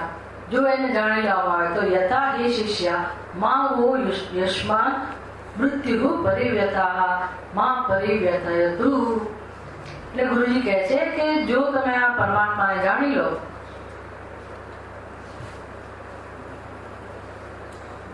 તમે જાણી લો, જાણો, જેનાથી તમને શું ફાયદો થશે? આ જાણવાથી શું મળશે?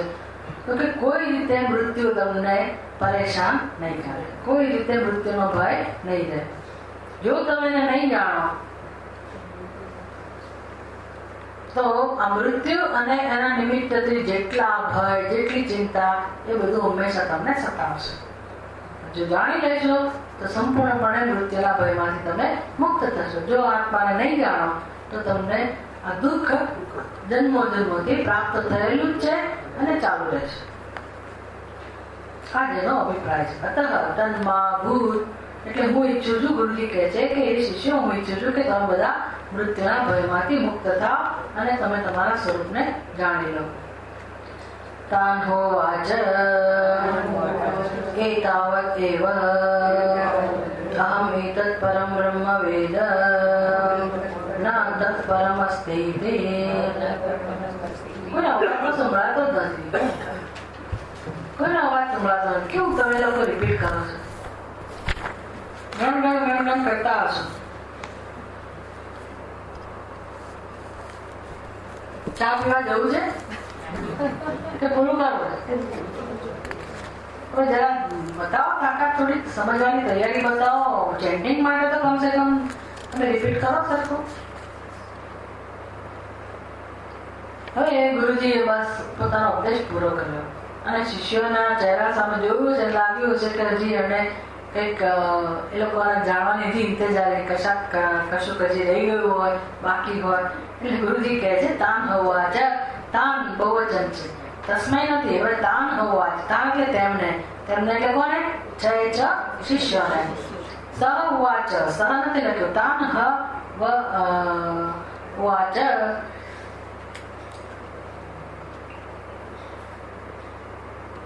તાન હ ઉવાચ. ઉવાચ એમણે ખરેખર કહ્યું, પીપલાદ મુનિએ કહ્યું,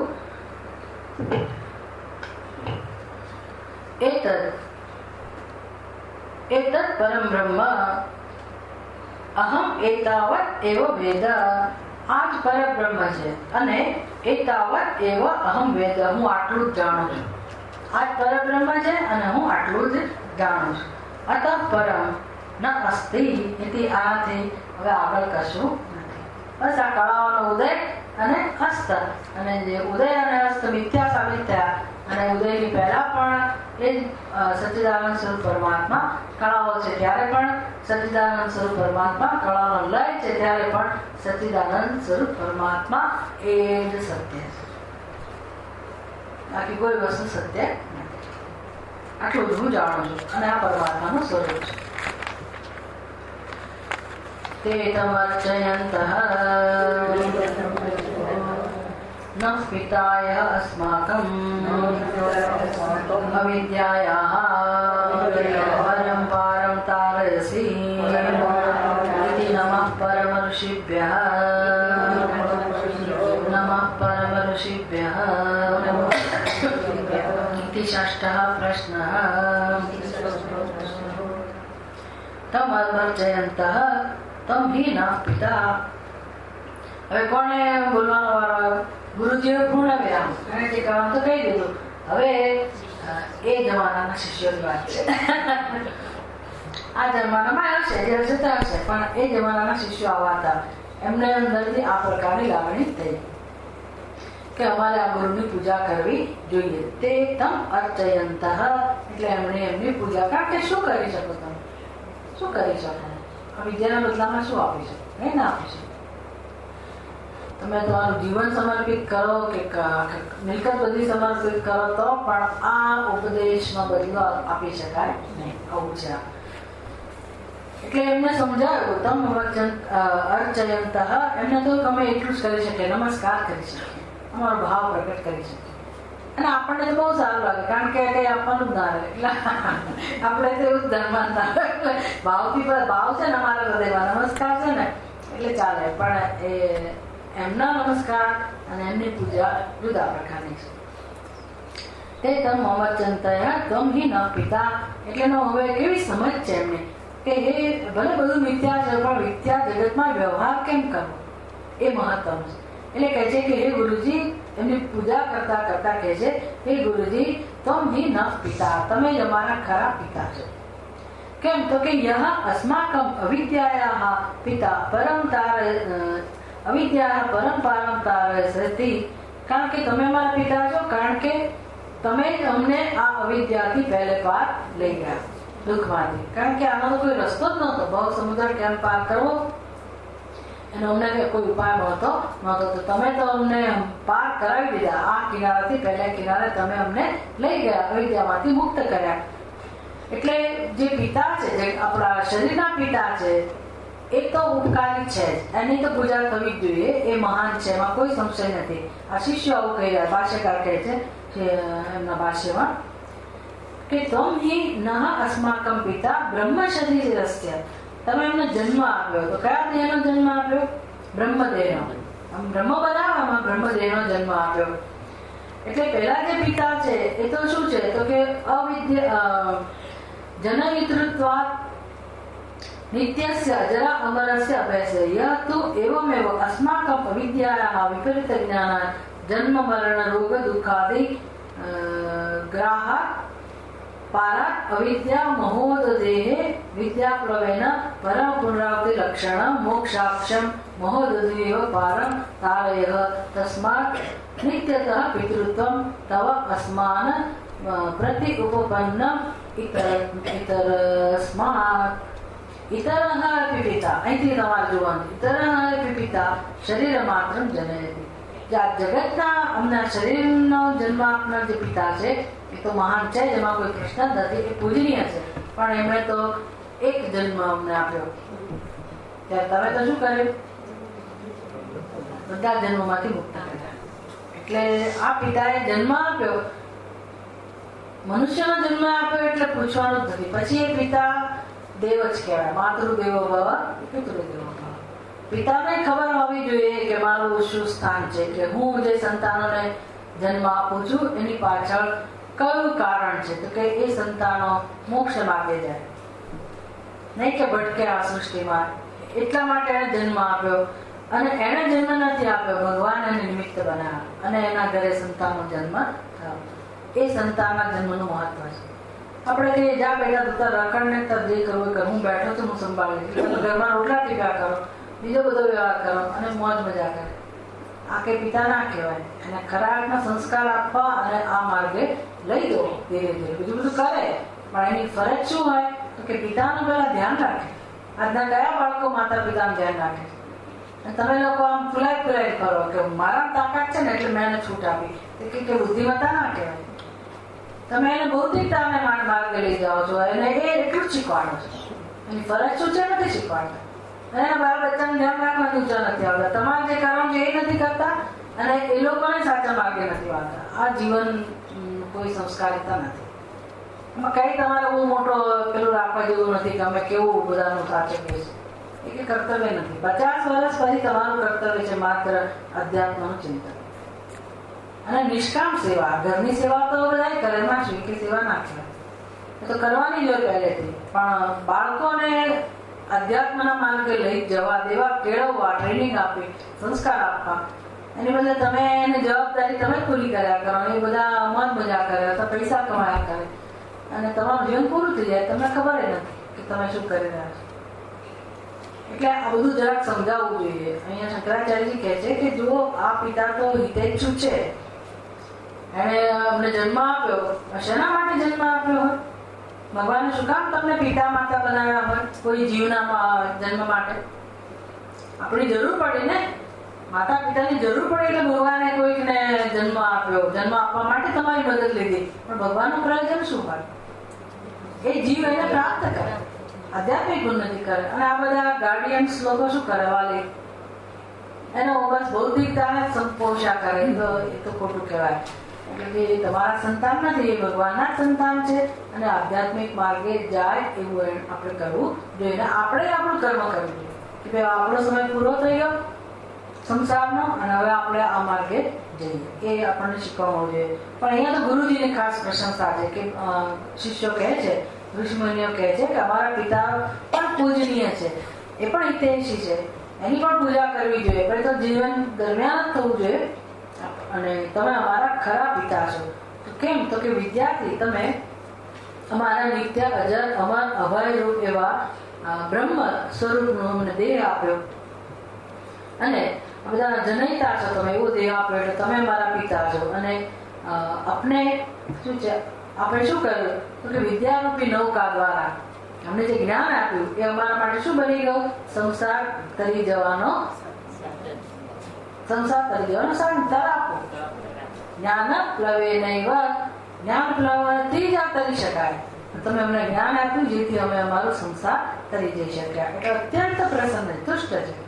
અને ખૂબ આભાર મારા છે ગુરુનો કે હે ગુરુજી અમે તમને બીજું શું આપી શકીએ, શું કરી શકીએ.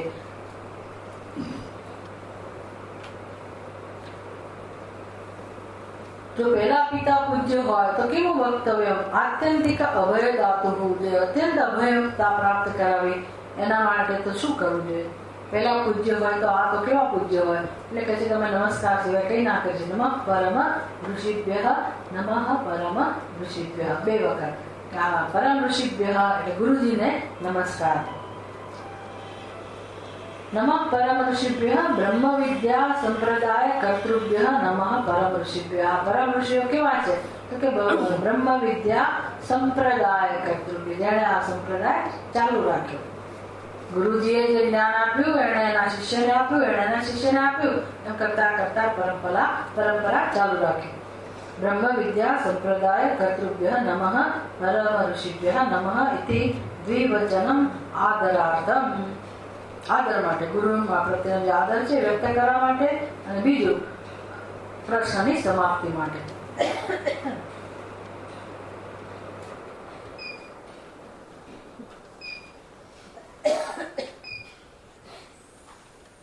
इति श्रीमत् परमहंस परिव्राजकाचार्य श्रीमद् गोविंद भगवत पूज्यपाद शिष्य श्रीमद् शंकर भगवत कृतो प्रश्नोपनिषद भाष्ये षष्ठः प्रश्नः. તો ભાષ્યનું જયારે અધ્યયન કર્યું, આપણે થોડું ઘણું અધ્યયન કર્યું એટલે આપણે બોલ્યા કે ભાઈ આ પરમહંસ પરિવ્રાજકાચાર્ય શ્રીમદ ગોવિંદ ભગવત પૂજ્યપાદ શિષ્ય, ગોવિંદ ભગવત પાદ જે છે એમના શિષ્ય એટલે શંકરાચાર્યજી. બાકી પરંપરા સમજી લેવાની. શંકર ભગવત, શંકરાચાર્યજી ભગવાન સ્વરૂપ છે, તેમણે જે ભાષ્યની રચના કરી એમાં છઠ્ઠો પ્રશ્ન પણ પૂરો થયો. ઇતિ અથર્વવેદીયા પ્રશ્નોપનિષદ સમાપ્તા.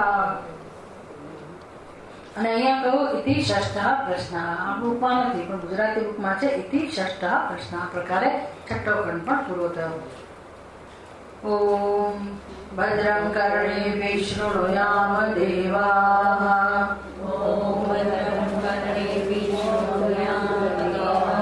ભદ્રં પશ્યેમાક્ષભીર્યજત્રાः. સ્થિરૈરङ्गैः स्तुष्ट्वागुंसस्तनूभिः.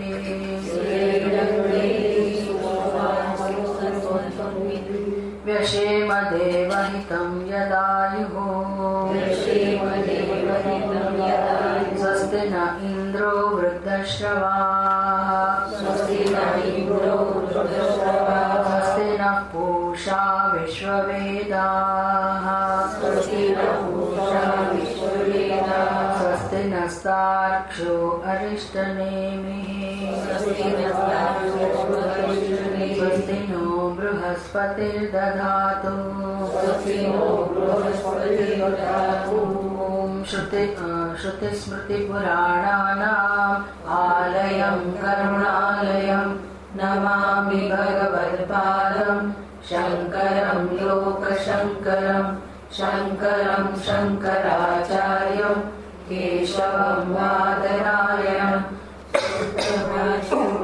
वन्दे भगवन्तो पुनः पुनः ईश्वरो गुरुरात्मेति मूर्तिभेदविभागिने व्योमवद्व्याप्तदेहाय दक्षिणामूर्तये नमः. ॐ सदाशिवसमारम्भाम् शङ्कराचार्यमध्यमाम् अस्मदाचार्यपर्यन्ताम् वन्दे गुरुपरम्पराम्.